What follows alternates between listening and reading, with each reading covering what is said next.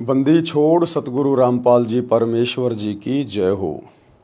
परमपिता परमात्मा सारी सृष्टि के रचनहार, कुल मालिक, असंख्य ब्रह्मांडों के स्वामी, जगत गुरु, तीनों लोकों में प्रवेश करके सबका भरण पोषण करने वाले राजाधिराज, आत्माधार, नाथों के नाथ, देवों के देव महादेव, सर्वेश्वर महेश्वर, मृत्युंजय, अजरो अमर, आदि अनादि सनातनी प्रभु, जगत पिता जगदीश्वर, श्री श्री 1008 की उपाधि के वास्तविक अधिकारी, अकाल मूरत शब्द स्वरूपी राम वासुदेव, सर्वगतम ब्रह्म, परम पूज्य, प्रथम पूज्य, परम संत, परम पुरुष, परम धनी, परम दयालु, सत्य कबीर, हक्का कबीर, अल्लाहु कबीर, अल्लाहु अकबर, बाखबर, अल्लाह ताला, जगत के तारणहार, जगत के मुक्तिदाता, जगत के जगन्नाथ, हारे के सहारे, हिंदुओं के राम, मुसलमानों के अल्लाह, सिखों के वाहिगुरु, ईसाइयों के मसीह, दया के सागर दयानिधि, करुणा के सागर करुणानिधि, स्वयंभू परिभू, संकट मोचन, कष्ट हरण, मंगल करण, दुख भंजन, अविगत कबीर, निर्विकार निर्विषम परमात्मा, अलय अलेख सतगुरु,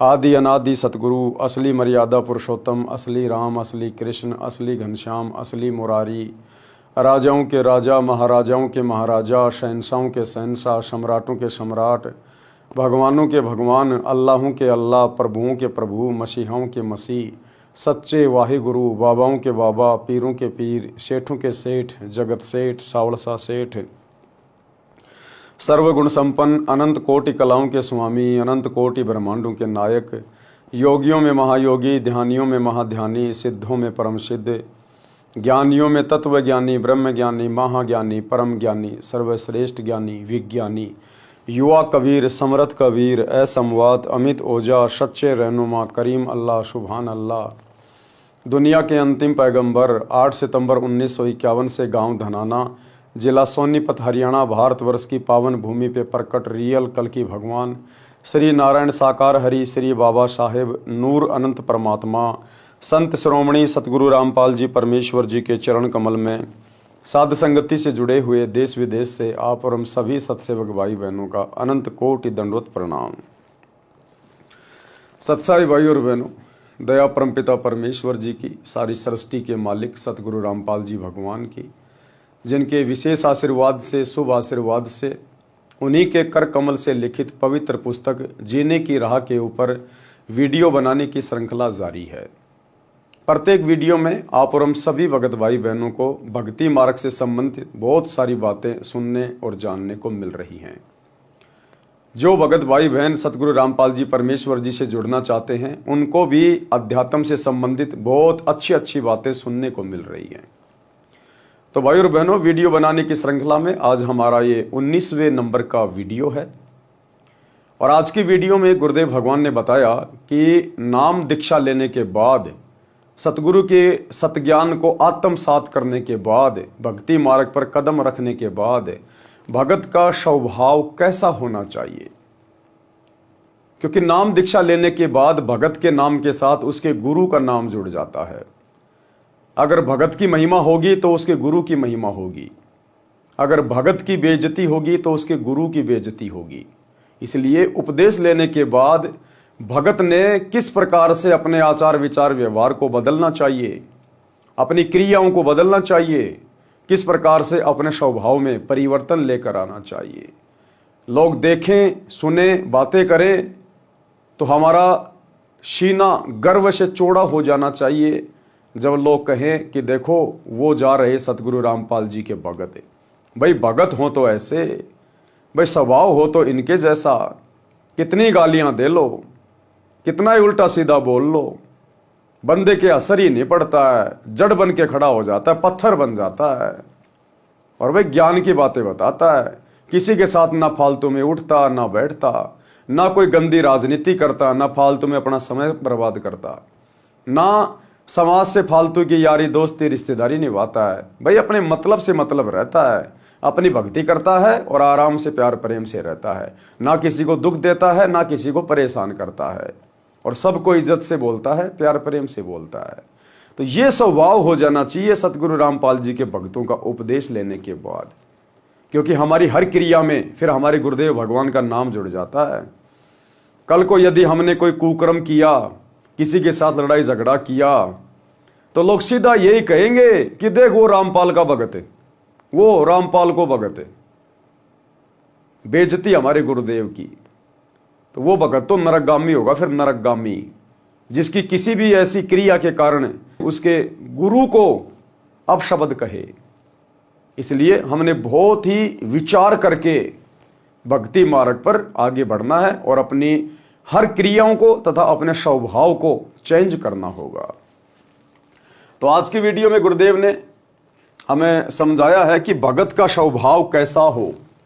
पवित्र पुस्तक जीने की राह, video number 19, page number 144।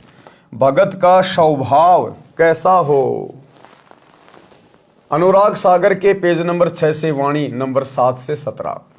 Dharmdas वचन, यानी धर्मदास जी ने जब कबीर परमात्मा उनको गुरु रूप में मिले, ज्ञान समझाया, तो धर्मदास जी ने पूछा कि हे गुरुदेव, हे परमेश्वर, भगत का स्वभाव कैसा होना चाहिए, भगत ने अपने जीवन में कैसा होना चाहिए। तो कबीर परमात्मा जी ने, जो कि धर्मदास जी के सतगुरु थे, उन्होंने क्या बताया। मर्तक भाव प्रभु कहो बुझाई, जाते मन की तपनी नशाई। हे परमात्मा, हे गुरुदेव भगवान, हमें बताइए कि मर्तक भगत के क्या लक्षण होते हैं, भगत को किस प्रकार से मर्तक भाव में आना चाहिए। के ही विधि मर्तक हो ये जीवन, कहो विलोय नाथ अमृत धन। कबीर वचन, मर्तक के दृष्टांत उदाहरण। धर्मदास ये कठिन कहानी, गुरु गमते कोई बिरले जानी। कि हे धर्मदास, मेरे से उपदेश लेने के बाद मृतक भाव में आना, यानी भगत को जीवित ही मार लेना, जीवित ही मर जाना, यानी संसार से विमुख हो जाना, केवल भक्ति और भगवान के प्रति समर्पित होना, उसको कहते हैं जीवित ही मर जाना, मृतक भाव। कहते हैं धर्मदास, ये बहुत कठिन कहानी है। भगत के द्वारा मृतक भाव पैदा करना इतना आसान नहीं है। गुरु से लगन कठिन है भाई, और जिसकी अपने सतगुरु से लगन लग गई वो तो जीवित ही मर गया, उसी को कहते हैं मृतक भाव। क्योंकि जिसकी सतगुरु से लगन लग जाएगी, तो सतगुरु से लगन तभी लगेगी जब संसार से उसकी लगन हटेगी, और संसार से लगन हटना ही जीवित मरना है। तो कहते हैं सीधा सा फॉर्मूला है, आप अपने गुरु जी से लगन लगा लो। गुरु जी से लगन लगा लेगा मतलब अपने गुरु जी के भगत वाले जीवन को ध्यानपूर्वक देख लो। हमारे गुरुदेव ने जो एक भगत का जीवन हमें जी के दिखाया, 17 फरवरी 1988 से सन 1994 तक, 6 वर्ष तक, तो हमारे गुरुदेव किस प्रकार से रहे अपने भगत वाले जीवन में, हमने भी वैसा ही भगत बनने का प्रयास करना है। और वैसा ही भगत बनेंगे तो हमारी बात बनेगी, तभी हम मर्तक भाव में आएंगे। तो भक्ति मार्ग में आने के बाद हमारे गुरुदेव ने कभी कोई सांसारिक चौंचले नहीं किए। सबसे पहली बात, हमारे गुरुदेव कभी भी किसी शादी में, रिश्तेदारी में, जन्मदिन पे, मरण दिन पे, किसी भी फंक्शन में हमारे गुरुदेव कभी भी नहीं गए, कभी भी। हमारे गुरुदेव का कोई यार दोस्त नहीं है, कोई यारी नहीं है किसी के साथ में। हमारे गुरुदेव ने कभी किसी के साथ में हंसी मजाक नहीं किया। हमारे गुरुदेव ने कभी भी मनोरंजन के लिए, पिकनिक के लिए, घूमने के लिए कभी भी कहीं बाहर नहीं गए। हमारे गुरुदेव ने कभी किसी से लड़ाई झगड़ा नहीं किया, मार पिटाई तो बहुत दूर की बात है। हमारे गुरुदेव ने कभी भी अपने भगत वाले जीवन में किसी के साथ में गुस्सा नहीं किया, वाद विवाद नहीं किया, लड़ाई झगड़ा नहीं किया। हमारे गुरुदेव ने कभी भी राजनीति नहीं करी, ना कभी हमारे गुरुदेव वोट डालने गए, ना कभी किसी राजनेता की रैली में गए, ना किसी राजनीतिक पार्टी को सपोर्ट किया। ना हमारे गुरुदेव ने कभी कोई गेम खेला, ना किसी के लिए कोई स्टेडियम बनवाया। ना हमारे गुरुदेव ने कोई सामाजिक यारी दोस्ती निभाई, कभी किसी समाज की मीटिंग में नहीं गए, किसी भी समाज की धर्मशाला नहीं बनवाई। हमारे गुरुदेव ने कोई जाति वाली सामाजिक प्रथा को नहीं निभाया। हमारे गुरुदेव ने बाहर जा जाके कभी भी आन उपासकों के लिए कोई भंडारे नहीं लगाए।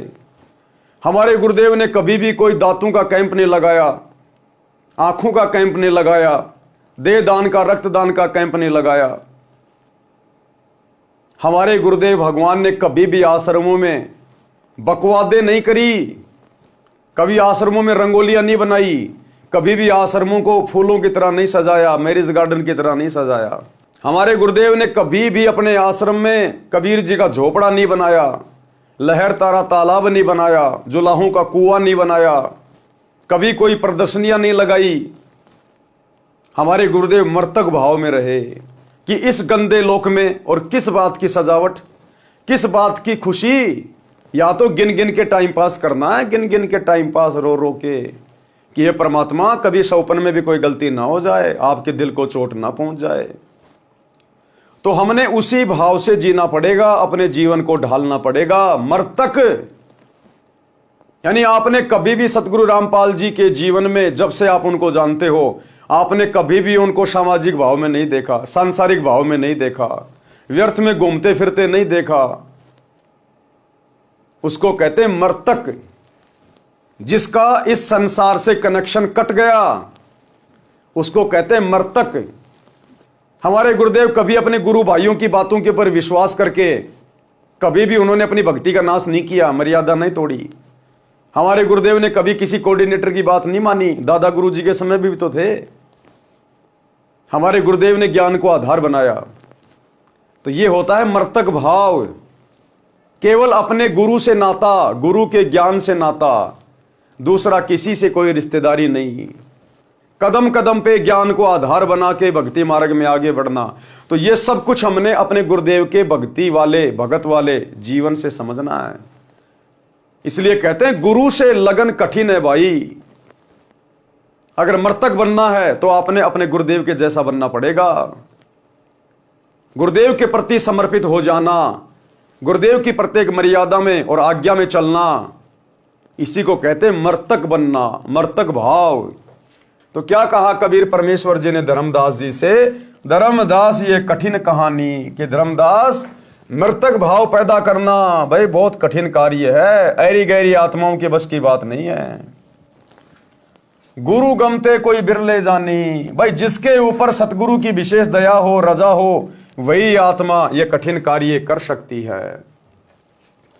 भृंगी का दृष्टांत उदाहरण, मर्तक होय के खोजई संता, शब्द विचार गह मगु अंता। जैसे भृंग कीट के पाशा, कीट गहो भृंग शब्द की आशा। गुरुदेव कह रहे जैसे एक कीट पक्षी है, उसका नाम है भृंग, और वो किसी भी कीड़े को पकड़ के ले आता है और उसके पास में बैठ के और वो अपनी आवाज करता रहता, भृंग भृंग भृंग, और उसको वो अपने जैसा बना लेता, अपने जैसा। इसी प्रकार जो योग्य आत्मा होगी, जो अधिकारी आत्मा होगी, सतगुरु उसको तो अपने जैसा बना लेगा। उसमें तो सतगुरु अपने जैसे गुण डाल देगा, लक्षण डाल देगा। बाकी हर किसी के बस की बात नहीं है, क्योंकि हर कीड़ा भृंगी नहीं बन सकता। इसी प्रकार हर आत्मा, हर भगत मृतक नहीं बन सकता। शब्द घात करते ही मैं डारे, भृंगी शब्द कीट जो धारे। तब ले लो भृंगी निज गेहा, स्वाति दे की न्यू समदेहा। भृंगी शब्द कीट जो माना, वर्ण फेर आपन कर जाना। बिरला कीट जो होय सुखदाई, प्रथम आवाज गह चितलाई। यानी जो बिरला जो कीट होता है, बिरला जो कीड़ा होता है, वो उस भृंग की पहली आवाज से ही भृंग बन जाता है। अर्थात जो योग्य भगत होता है, सुयोग्य भगत होता है, वो तो सतगुरु की पहली चोट से ही भगत बन जाता है। सतगुरु के संकेतों को समझने लग जाता है। सतगुरु को ज्यादा प्रयास नहीं करना पड़ता उस भगत को अपने जैसा बनाने के लिए। बिरला कीट जो होय सुखदाई, प्रथम आवाज गह चितलाई। कोई दूजे कोई तीजे माने, तन मन रहित शब्द हित जाने। भृंगी शब्द कीट ना गही, तो पुनि कीट आश्रय रही। एक दिन कीट गहेसी भृंग भाषा, वर्ण बदले पूर्व आशा। मर्तक के और दृष्टांत अनुराग सागर के पेज नंबर 7 से वाणी नंबर 7 से 20। सुनहु संत यह मृतक सुभाऊ, बिरला जीव पीव मगधाऊ। और सुनहु मृतक का भेवा, मृतक होय सतगुरु पद सेवा। यानी मृतक होकर ही आप सतगुरु की पद्धति को भली भांति निभा सकते हो। आप सतगुरु के उस परम पद को प्राप्त कर सकते हो मृतक भाव में आकर।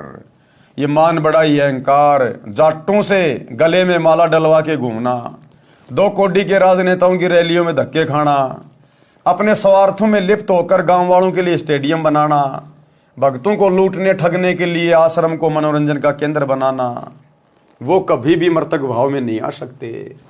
मर्तक छो तजे शब्द उर्धारे, छो तजे तो जीव उबारे।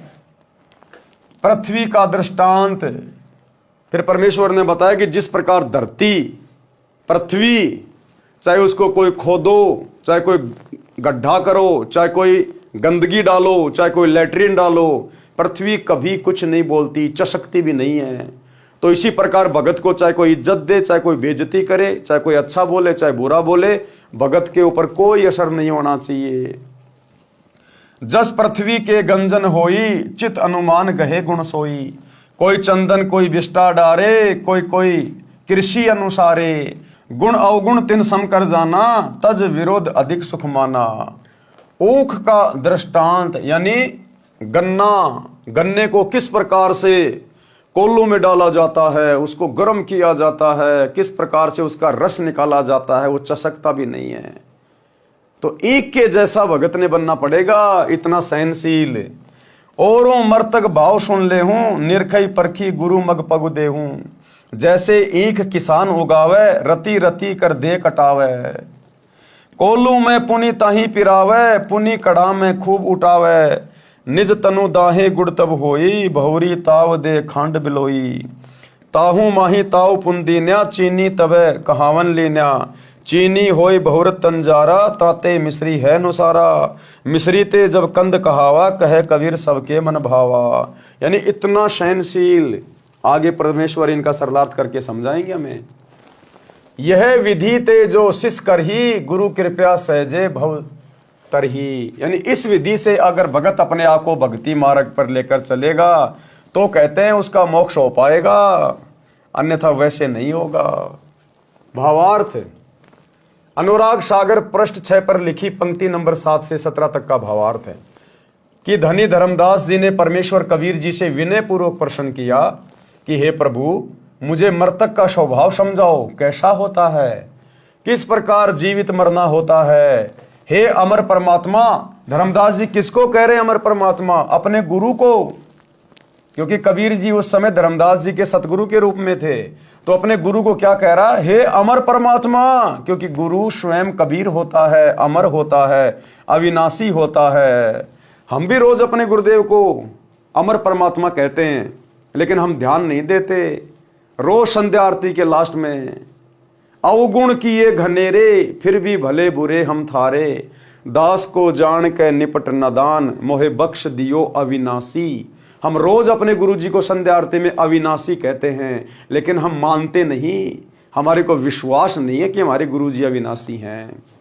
तो धर्मदास जी अपने गुरुदेव को कह रहे हैं, हे अमर परमात्मा, हे स्वामी, कृपया बिलोय अर्थात निष्कर्ष निकाल कर वह अमृत धन अर्थात अमर होने का मार्ग बताइए। परमेश्वर कबीर वचन मर्तक के दृष्टांत। परमेश्वर कबीर जी ने कहा कि हे धर्मदास, ये जो प्रश्न आपने किया है ये जटिल कथा प्रसंग है, यानी मर्तक भाव में आना भाई इतना आसान नहीं है धर्मदास। सतगुरु शरण में रहकर ज्ञान का इच्छुक ही इसको समझकर खरा उतरता है। यानी कोई बिरले होंगे जो मर्तक भाव में आएंगे, जो समाज से उल्टा हटेंगे, फालतू के भाईचारे से उल्टा हटेंगे, लोभ लालच स्वार्थ काम क्रोध से पीछे हटेंगे और अपने गुरुजी के जैसा बनने का प्रयास करेंगे। कहते हैं कोई बिरले ही होंगे, हर किसी के बस की बात नहीं, चाहे कितने नाम दीक्षा ले लो। भृंगी का दृष्टांत, भृंगी कीड़े का उदाहरण देकर समझा रहे हैं परमात्मा। संत साधक जन जीवित मर्तक होकर परमात्मा को खोजते हैं। शब्द विचार यानी यथार्थ नाम मंत्रों को समझ विचार करके उस मार्ग के अंत यानी अंतिम छोर तक पहुंचते हैं, अर्थात पूर्ण मोक्ष प्राप्त करते हैं। जैसे एक भृंग यानी पंखों वाला नीले रंग का कीड़ा होता है जिसे भमीरी कहते हैं।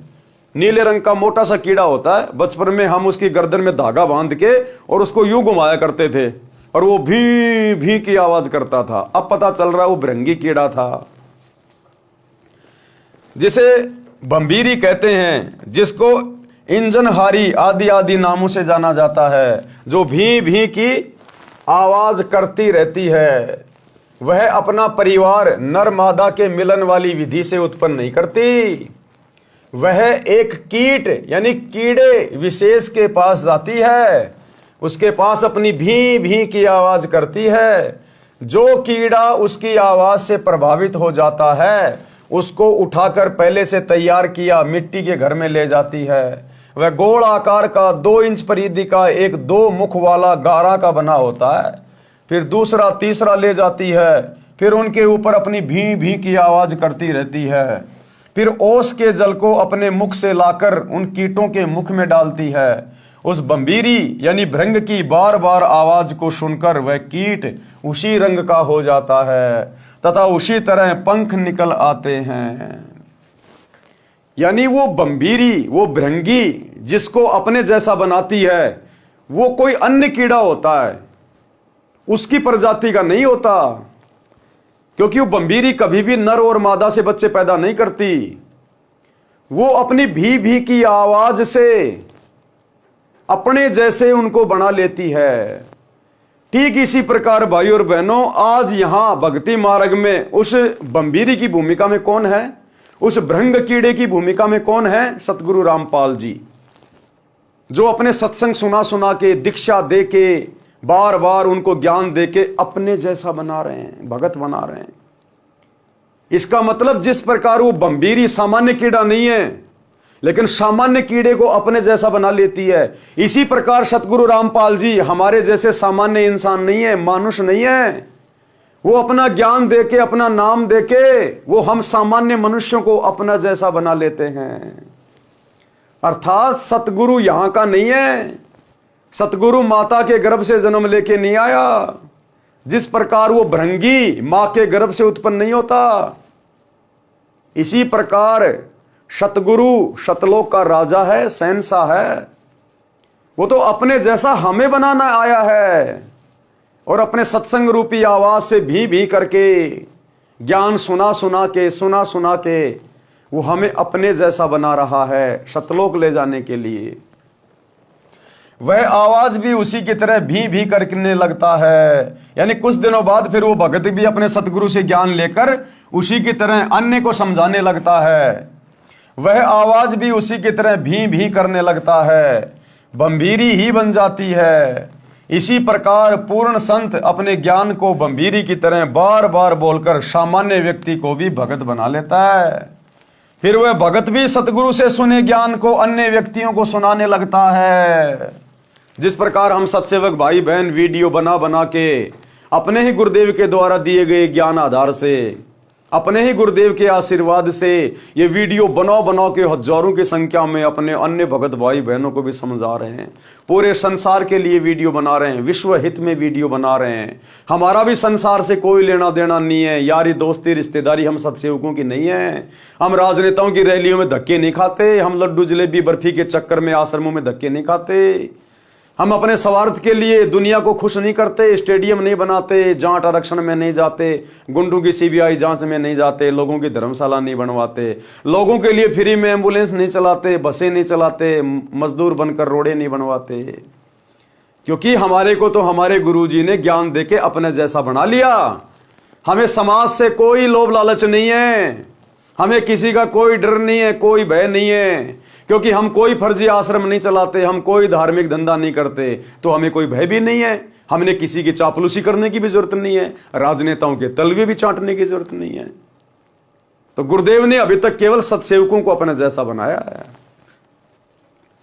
संसार के रीति रिवाजों को त्याग देने से अन्य व्यक्ति कहते हैं कि इसका रंग बदल गया, ये तो भगत बन गया। जैसे भृंग बंबीरी कीड़ों को अपनी आवाज सुनाती है तो कोई शीघ्र सक्रिय हो जाता है, कोई दूसरी कोई तीसरी बार कोशिश करने से मानता है। इसी प्रकार जब सतगुरु कुछ व्यक्तियों को अपना सत्संग रह रहकर सुनाते हैं तो कोई अच्छे संस्कार वाला तो शीघ्र मान जाता है। जिस प्रकार सत्सेवक भाई बहन तुरंत मान गए, कोई 1-2 बार फिर सत्संग सुनकर मार्ग ग्रहण कर लेता है, दीक्षा ले लेता है। कुछ कीट ऐसे होते हैं जो कई दिनों के पश्चात अपना स्वभाव बदलते हैं।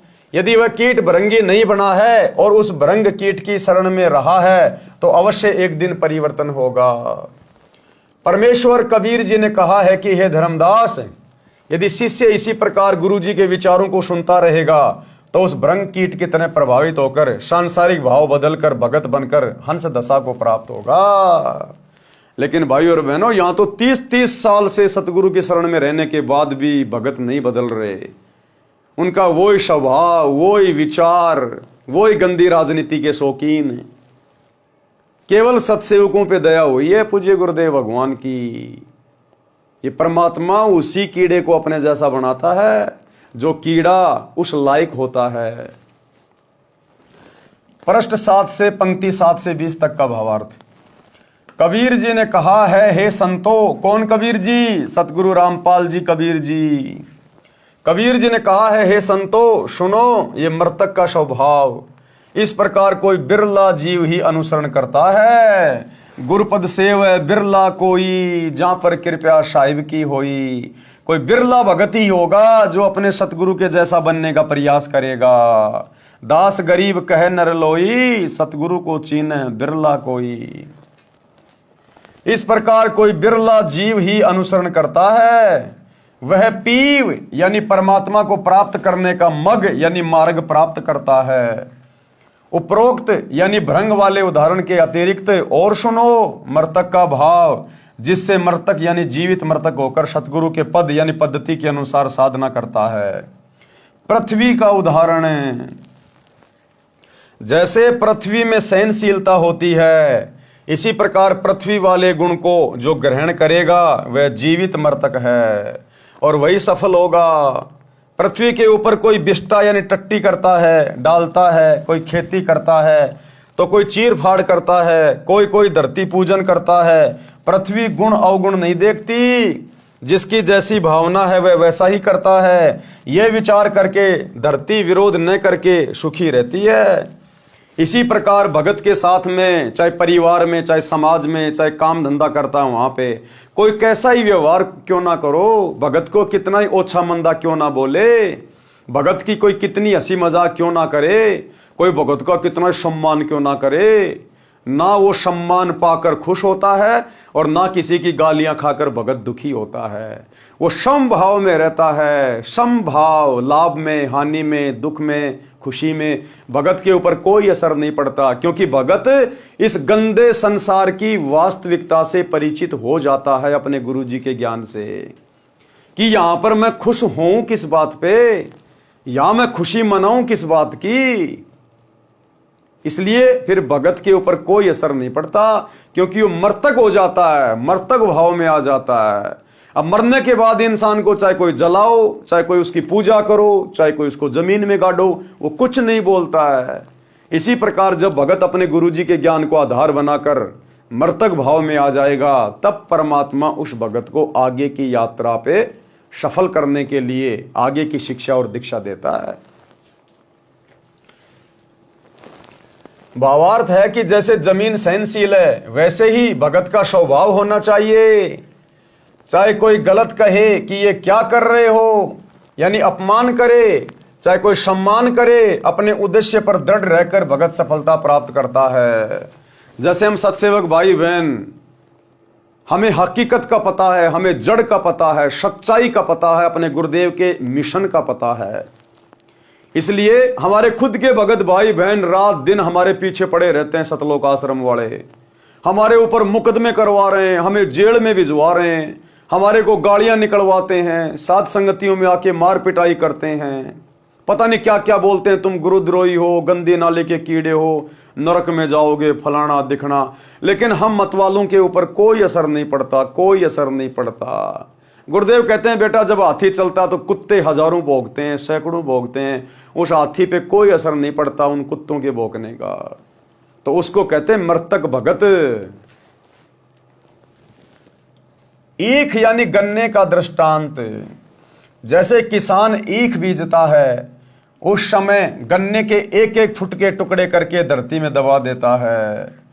ईख गन्ना बनने के पश्चात कोल्हू में पीड़ा जाता है, फिर रस को कड़ाहे में अग्नि की आंच में उबाला जाता है, तब गुड़ बनता है। यदि अधिक ताव गन्ने के रस को दिया जाता है तो वह खांड बन जाता है, जो गुड़ से भी स्वादिष्ट होती है। और अधिक ताव देने से चीनी बन जाती है, और भी अधिक गर्म किया जाता है तो मिश्री बन जाता है, फिर मिश्री से कंद बन जाता है। परमेश्वर कबीर जी ने कहा है कि हे धर्मदास, इस प्रकार यदि शिष्य भक्ति मार्ग में कठिनाई सहन करता है तो उतना ही परमात्मा का प्रिय बहुमूल्य होता चला जाता है। इस पवन दास के पीछे गुरुदेव के परिवार वाले, उनके बेटा बेटी, भाई बंधु, रिश्तेदार, कोऑर्डिनेटर कितने पीछे लगे। 10 साल से जीना हराम कर दिया, जीना हराम, मुकदमे करवा के देख लिए, जेल करवा के देख ली, मार पिटाई करके देख ली, जान से मारने का प्रयास कर लिया। धमकियों के तो सीमा नहीं, गालियां सुनाऊं तो तुम्हारे कानों के पर्दे फट जाएंगे। तो जितना इन्होंने मुझे दबाया, परेशान किया, उतना ही मेरे अंदर निखार आता चला गया, दृढ़ता आती चली गई सतगुरु के प्रति, भक्ति के प्रति। उतना ही मैं दृढ़ होता चला गया क्योंकि सतगुरु मेरे साथ साथ रहे। तो इसी प्रकार गुरुदेव हमें समझा रहे हैं कि आपके परिवार में, आपके गांव में या समाज में या रिश्तेदार हमें इस भक्ति मार्ग पर लगने के बाद चाहे हमारा कितना ही विरोध करें, कितना ही उल्टा सीधा बोलें, वो जितना हमें दुखी करने का प्रयास करें, हमने उतना ही दृढ़ता के साथ में संघर्ष करना है। उनको और अधिक अच्छा भगत बन के दिखाना है।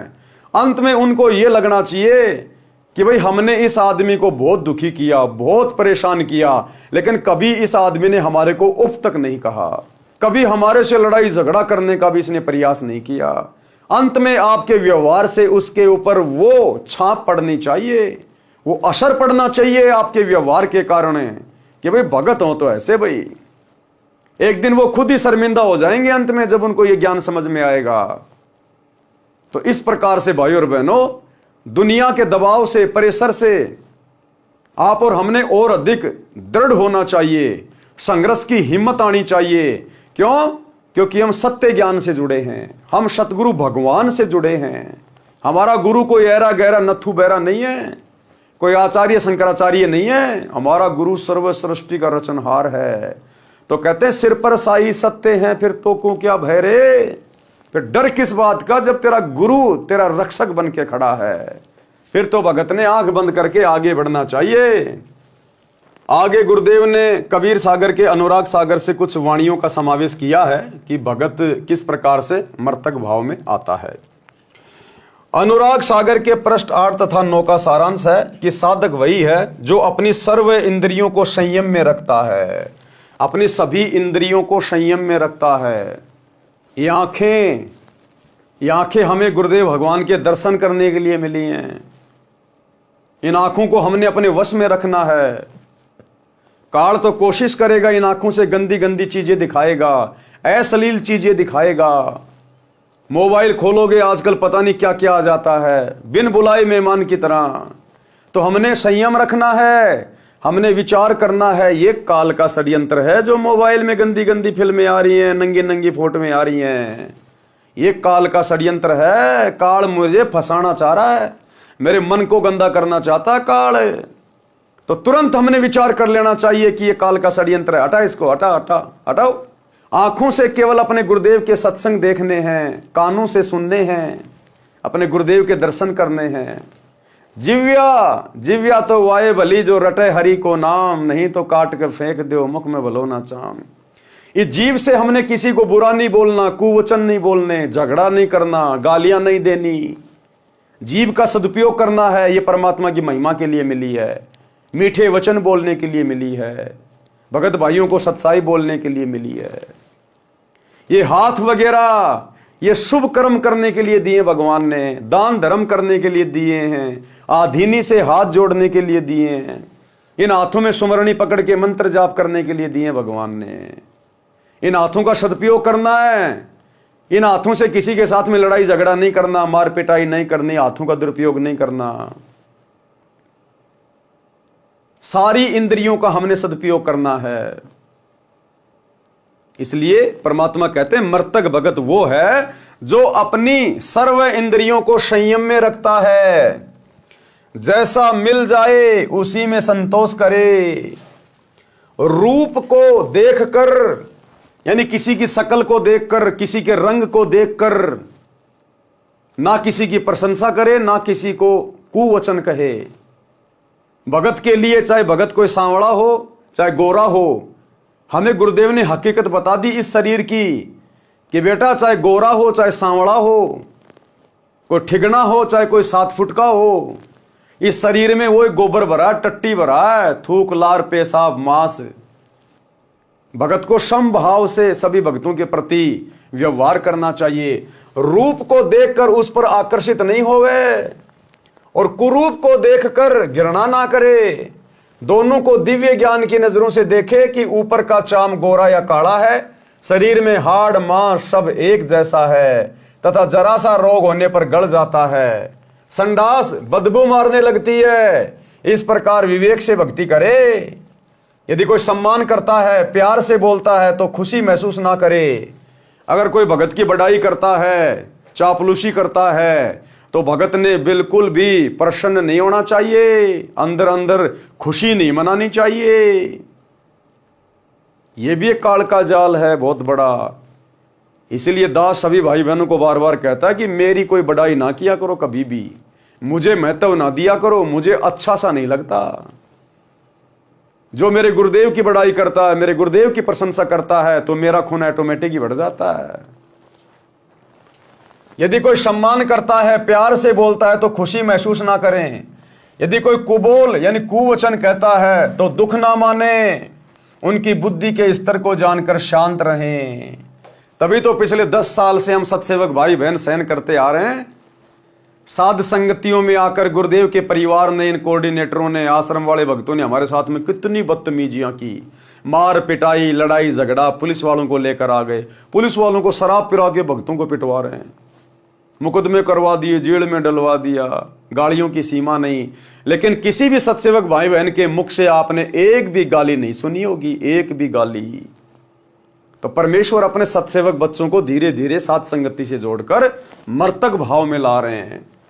हमें उनकी बुद्धि के स्तर का पता है, इसलिए हम शांत हैं। उनकी बुद्धि के स्तर को जानकर शांत रहें। यदि कोई अच्छा भोजन, खीर खांड हलवा पूरी खिलाता है तो उसी कारण उसे प्रभावित ना हो, उसको उसका कर्म का फल मिलेगा। यदि कोई रूखा सूखा भोजन खिलाए तो उसको अधिक भाव से, प्रेम से खाना चाहिए। काम वासना, सेक्स को महत्व ना दें। क्या कह रहे हैं गुरुदेव? काम वासना यानी सेक्स को महत्व ना दें। बिल्कुल रिजेक्ट कर दिया परमात्मा ने। सबसे बड़ा रोग है, सबसे बड़ा रोग। कामी क्रोधी लालची, इनसे भक्ति ना होए। भक्ति करे कोई शूरमा, जात वर्ण कुल खोए। जिस दिन भगत साध संगति से जुड़ जाएगा और विषय वासना पे कंट्रोल कर लेगा, बिल्कुल दिल से त्याग देगा, उस दिन वो भगत सार नाम के योग्य होगा। उस दिन काम वासना अर्थात सेक्स को महत्व ना दें, वही भगत वास्तव में परमेश्वर प्राप्ति कर सकता है। वही भगत वास्तव में परमेश्वर की प्राप्ति यानी सतलोक की प्राप्ति। कौन? जो काम वासना को बिल्कुल भी महत्व ना दे। अब बताओ भाई और बहनों, अब साध संगतियों में जो रजोगुण से दूर होने की परमात्मा ने मुहिम चलवाई है और हजारों की संख्या में भाई बहन जो पहले पति पत्नी थे अब भाई बहन के रिश्ते में आ गए। अब बताओ ये परमात्मा का एक विशेष कारण है कि नहीं है? स्पष्ट कर दिया गुरुदेव ने कि जब तक आप विषय वासना में हो, रजोगुण में हो, आप परमात्मा प्राप्ति नहीं कर सकते। तो बताओ फिर किसकी प्रेरणा से, किसके आशीर्वाद से साथ संगति में रजोगुण से दूर हटने की मुहिम चलाई जा रही है? एक पवन दास नाम के 2 कोटि के जीव के कहने से कोई रजोगुण से दूर नहीं हो सकता। ब्रह्मा विष्णु महेश की औकात नहीं है रजोगुण से दूर होना। और मेरे जैसे 2 कोटि के प्राणी के कहने से, और आप हजारों भगत भाई बहन के रिश्तों में आ चुके हो, तो कौन करवा रहा है? इस कुत्ते को आशीर्वाद देके, इस कुत्ते के मुख से सतगुरु रामपाल जी भगवान ये वचन बुलवा रहे हैं। और पहले परमात्मा ने इस कुत्ते को तैयार किया, साफ सुथरा किया, तब कहीं जाकर मेरे माध्यम से वो वचन आप भाई बहनों के ऊपर असर कर रहे हैं। क्योंकि साध संगति सतलोक के लिए गुरु जी का ट्रेनिंग सेंटर है। ये विकार साध संगति से जुड़कर ही दूर हो सकते हैं, अन्यथा ये विकार दूर नहीं होंगे। इसलिए साध संगति गुरुदेव का असली मार्ग है। काम वासना अर्थात सेक्स को महत्व ना दें, वही भगत वास्तव में परमेश्वर प्राप्ति कर सकता है। क्लियर कर दिया गुरुजी ने। जब तक रजोगुण में रहोगे कामी क्रोधी लालची इनसे भक्ति न होए, भक्ति करे कोई सूरमा, जात वर्ण कुल खोए। यदि काम वासना परेशान करे तो उसको भक्ति नाम स्मरण में लगाकर आनंद प्राप्त करे। अगर काम वासना ज्यादा ही परेशान करे तो गुरुदेव कहते हैं तुरंत सत्संग सुनना शुरू कर दे, या तुरंत अपना स्मरण पे ध्यान लगा ले। 5-10 मिनट के बाद में वो ऑटोमेटिक शांत हो जाएगी। ऑटोमेटिक यही तरीका है इसका, यही तरीका है। ठंडे पानी के छींटे मारते रहो, गुरुदेव के सत्संग के और नाम स्मरण के छींटे मारते रहो, और धीरे धीरे एक समय ऐसा आएगा परमात्मा बिल्कुल शांत कर देगा भगत को, शांत। यदि काम वासना परेशान करे तो उसको भक्ति नाम स्मरण में लगाकर आनंद प्राप्त करे। उसी समय काम वासना मुरझा जाती है। काम वासना का नाश करने का तरीका और क्या बताया गुरुदेव ने? कबीर पर नारी को देखिए बहन बेटी के भाव, कहे कबीर काम नाश का ये सहज उपाय। दूसरा उपाय गुरुदेव ने बताया, यदि किसी युवती को देखकर अगर ये काम वासना हमें परेशान करे, मन में गंदे विचार आने शुरू हो जाएं, क्योंकि काल का तो काम है। देखो भाई और बहनों, भगत तो बेचारा दुखी होगा ही होगा, विशेषकर साध संगति से जुड़ने के बाद, इतने वीडियो देखने के बाद और विषय वासना जैसे रोग के विषय में समझने के बाद, जब भगत अपने आप को कंट्रोल में रखता है, प्रयास करता है गुरुदेव से प्रार्थना करके, लेकिन मन तो है भाई, जब तक ये शरीर है तब तक इसमें मन भी रहेगा, काल का भी प्रभाव हल्का फुल्का रहेगा, और वो अपनी कोशिश भी करता रहेगा, और काल की उसी कोशिश में गुरु अपने भगत को चेक भी करता रहेगा। तो कभी कभार क्या होगा, किसी बहन बेटी को देखकर अचानक से, क्योंकि काल ऐसे ऐसे दृश्य दिखा देगा जो हम देखना नहीं चाहते, या वैसे भी कोई सुंदर बहन आ रही है तो मन की तो आदत है, ये आंखें जो है ना ये स्कैनर हैं, स्कैनर। सामने अगर 5 लड़कियां हैं और उनमें यदि एक लड़की गोरी है, ये आंखें तुरंत उसी पे टिक जाएंगी, ये स्कैनर है। क्योंकि ये शरीर काल ने बनाया है, परमात्मा ने केवल इसके हाथ में आत्मा सौंपी थी। केवल हमारा जो ऊर्जा शरीर है ना, केवल दुर्गा के अंदर परमात्मा ने हम सभी आत्माओं को आत्मा के रूप में फिट किया था। ऊपर का बॉडी ये काल ने बनाया है और अपना एजेंट बैठा दिया मन। अब ये मन है बढ़वा, ये बढ़वागिरी करवाता है, ये कर्म फुड़वाता है। तो इसने आंखें ऐसी बना दी स्कैनर।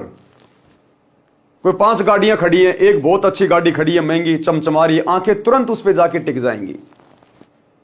20 प्रकार के सेव रखे हैं, लाल कौन सा है, बढ़िया कौन सा है, आंखें तुरंत उसके ऊपर जाके टिक जाएंगी। ये स्कैनर का काम करती हैं।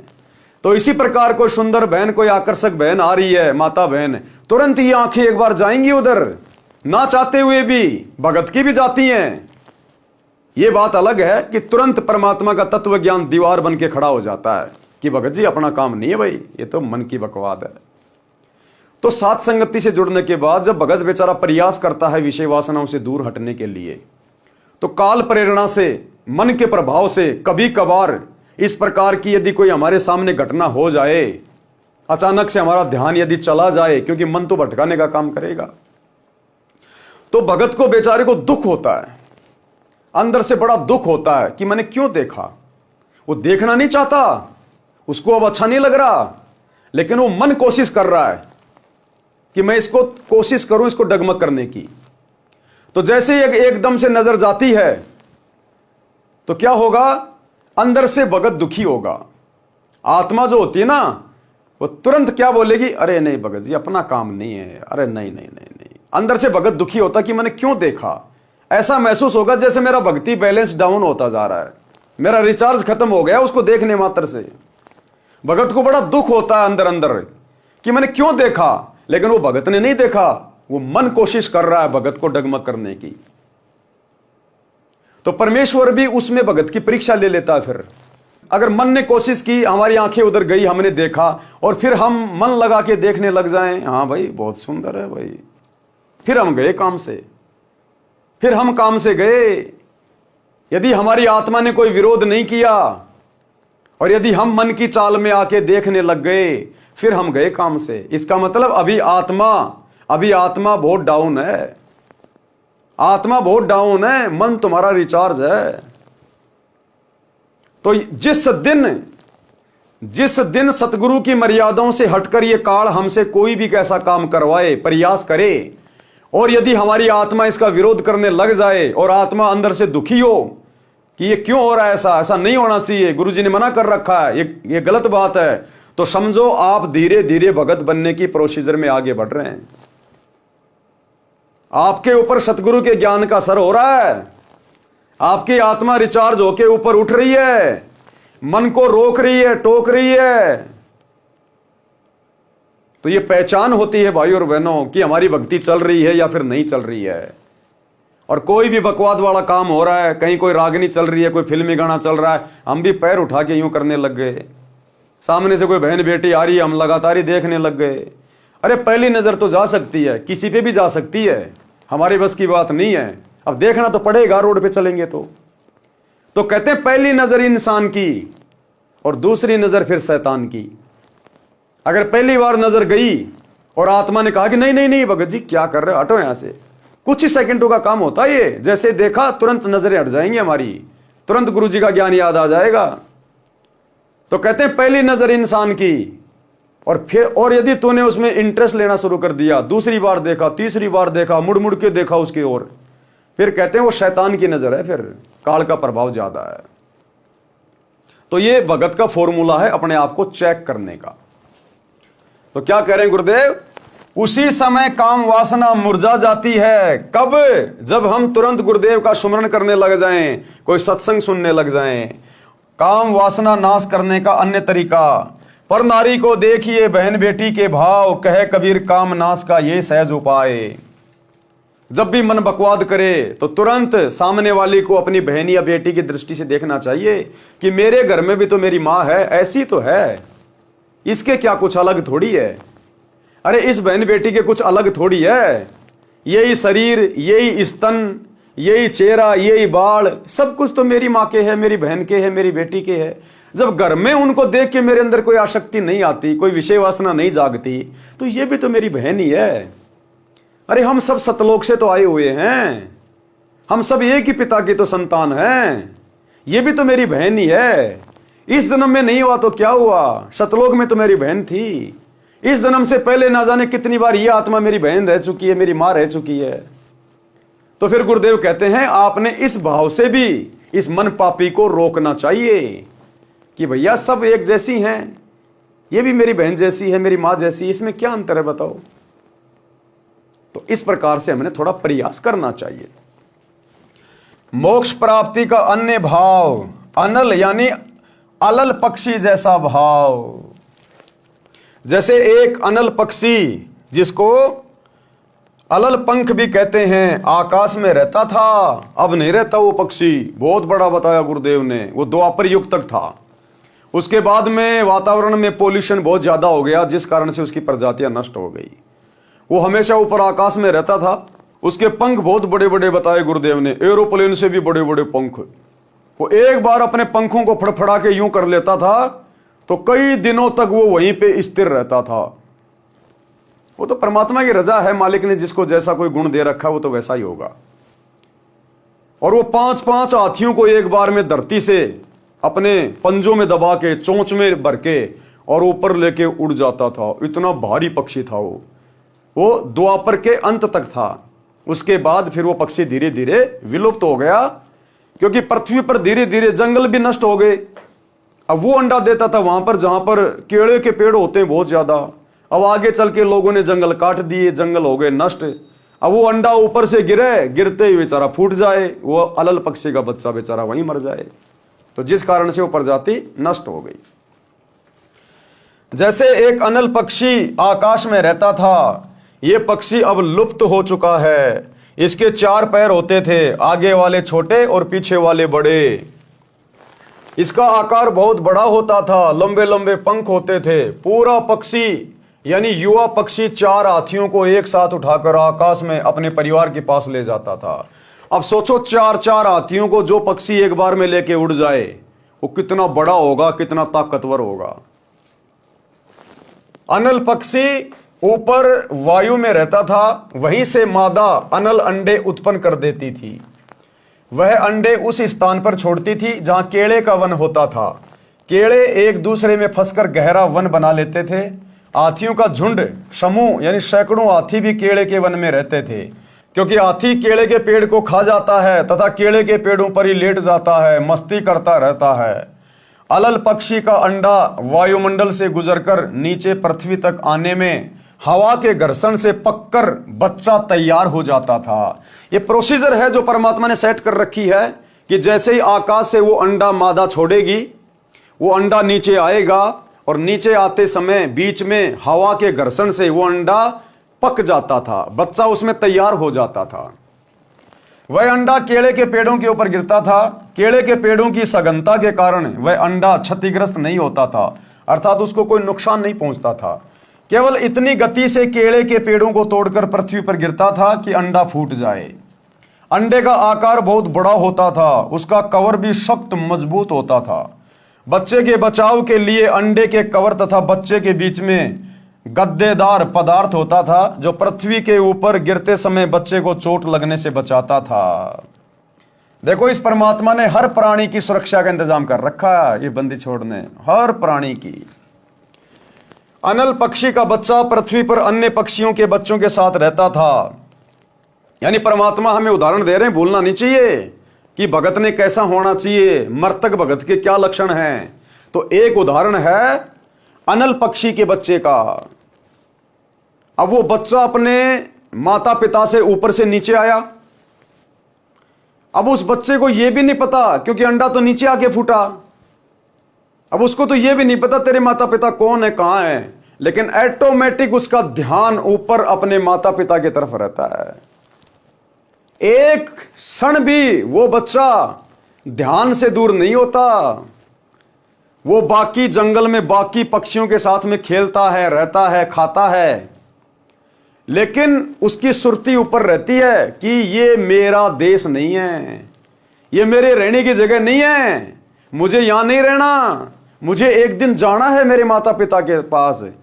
वो जाने की तैयारी करता है, अच्छा खासा खाता है, पीता है, मजबूत हो जाता है, कई बार ऊपर तक उड़ उड़ के देखता है और अंत में लेके 4 हाथियों को और फिर उड़ जाता अपने माता पिता के पास। तो अब हमें सतगुरु ने आके समझा दिया कि बच्चों, तुम सतलोक से नीचे गिरे हो, तुम इस काललोक के नहीं हो, तुम सतलोक से नीचे गिरे हो। तुम्हारा परमात्मा कबीर भगवान है और अब तुम्हें आके जानकारी दे दी गई, सृष्टि रचना बता दी, तुम्हें रास्ता बता दिया है। अब बढ़िया से भक्ति की खुराक खाओ, मर्यादा मत तोड़ो और संसार से लगन मत लगाओ। यारी दोस्ती रिश्तेदारी में, घर परिवार के मोह ममता में मत पड़ो। जिस प्रकार वो अनल पक्षी का बच्चा पक्षियों में रहता है, खेलता है, खाता है, लेकिन उसकी सुरती ऊपर रहती है। वो उन दोस्तों के अंदर लगाव नहीं लगाता, उसका कोई मोह नहीं होता। उसको पता है कि ये मेरे साथी नहीं है, मुझे तो ऊपर जाना है, मेरे माता पिता ऊपर हैं। तो इसी प्रकार सतगुरु से ज्ञान लेने के बाद अब हमने ज्यादा लगाव संसार से नहीं रखना। अपने बेटा बेटी से, बच्चों से, पोता पोतियों से हमने विशेष मोह नहीं रखना, मोह ममता में नहीं पड़ना। हमारी सुरती, हमारा ध्यान पल पल ये होना चाहिए, मैंने तो सतलोक जाना है। गुरुजी क्या समझाते हैं, गुरुजी क्या समझाते हैं, अगर काल ने तुझे यहीं रख लिया तो बेटा फिर तू जन्म दर जन्म, जन्म दर जन्म यही धक्के खाता रहेगा, उलझा देगा। तो भगत कहते हैं संसार में रहे, अपना काम धंधा भी करे, सबसे मीठा बोले, परिवार में प्रेम से रहे, लेकिन ममता किसी से नहीं।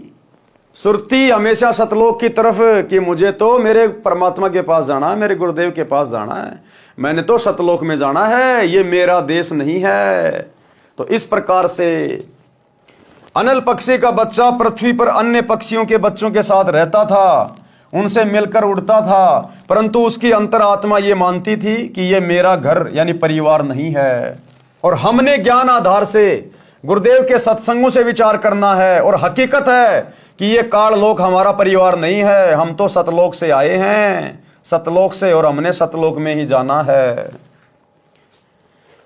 अंतरात्मा ये मानती थी कि ये मेरा घर यानी परिवार नहीं है, मेरा परिवार तो ऊपर है, मैंने ऊपर अपने परिवार में जाना है। हम भक्तों का परमानेंट परिवार, हमारे रियल माता पिता भाई बंधु सतलोक में हैं, हमारे इंतजार में हैं।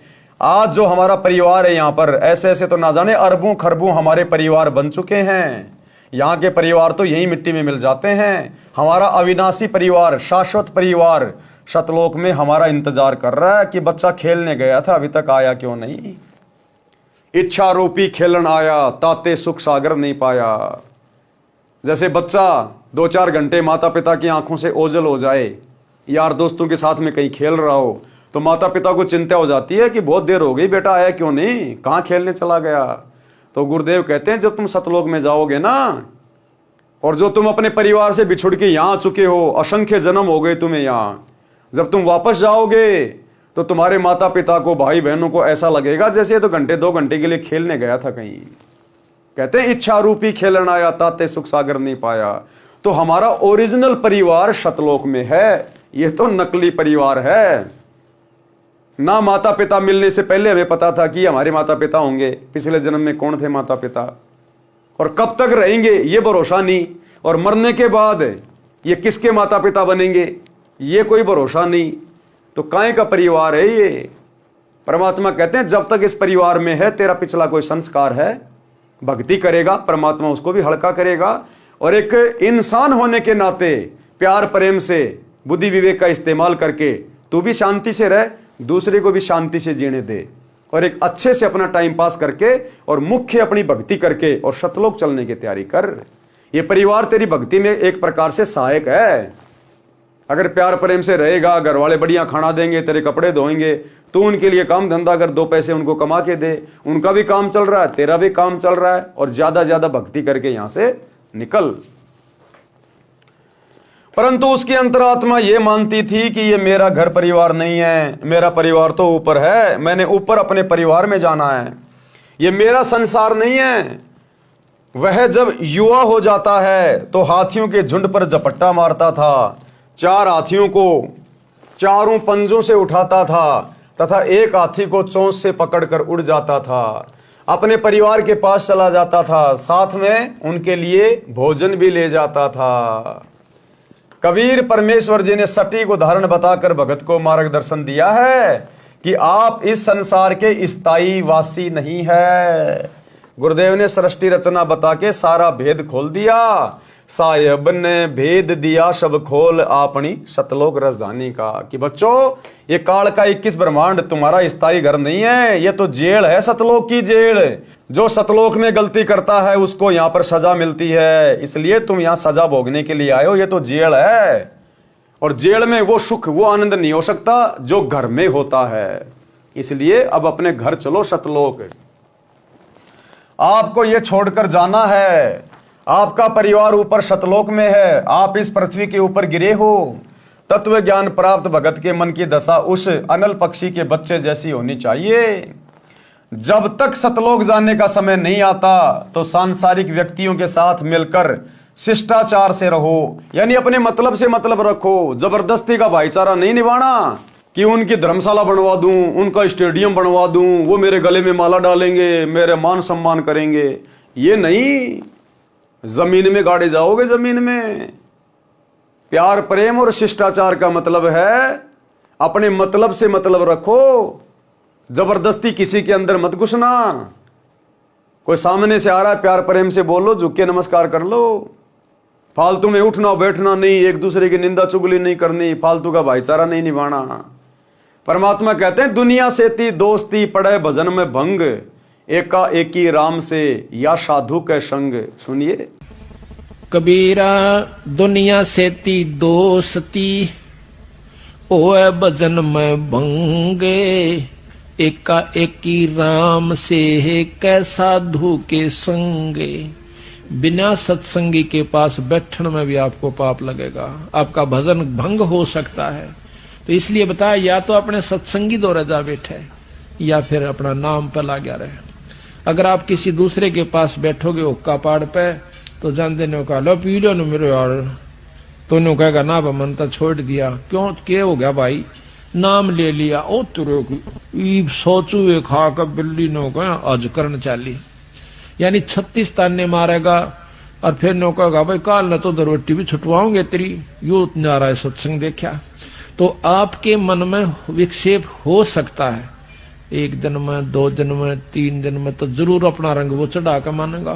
तो इस करके उड़ा बैठे नहीं उस दौरे, अपना सत्साहिब कर उठ कर चलता बना। कोई प्रेमी दौरा बैठे, प्रेमी नहीं है तो अपनी कैसेट ला ले, कैसेट भी नहीं है तो अपना नाम सुमन लाग जा, खेत में चला जा, घूमे जा, भजन करें जा, अपना डोला पर कहंडे जा, वैसे बैठ कर कर ले जा, डेके में धूप में कोठड़े का गए अपनी चारपाई ना कर। तो कहते हैं कबीरा रसरी पाँव में के सोवे सुख चैन, यो श्वास नंगारा कूच का तेरा बाज रहा दिन रहने।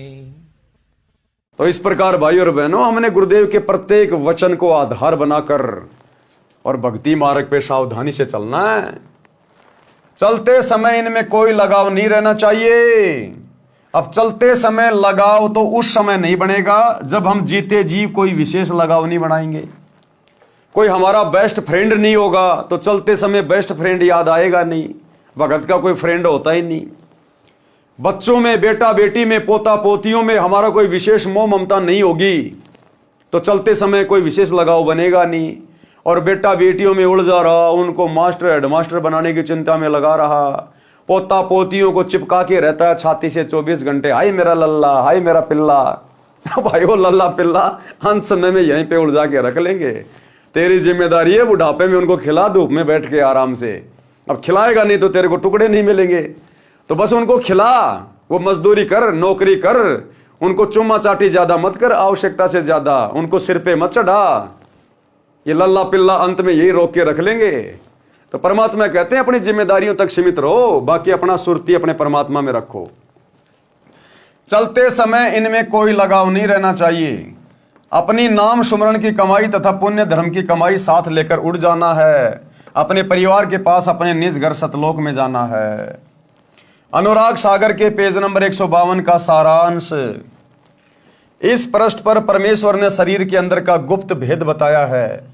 इस मानव शरीर में 72 नाड़ियां हैं, उनमें 3 ईड़ा, पिंगला, सुषमना मुख्य है, फिर एक विशेष नाड़ी है ब्रह्मरंध्र।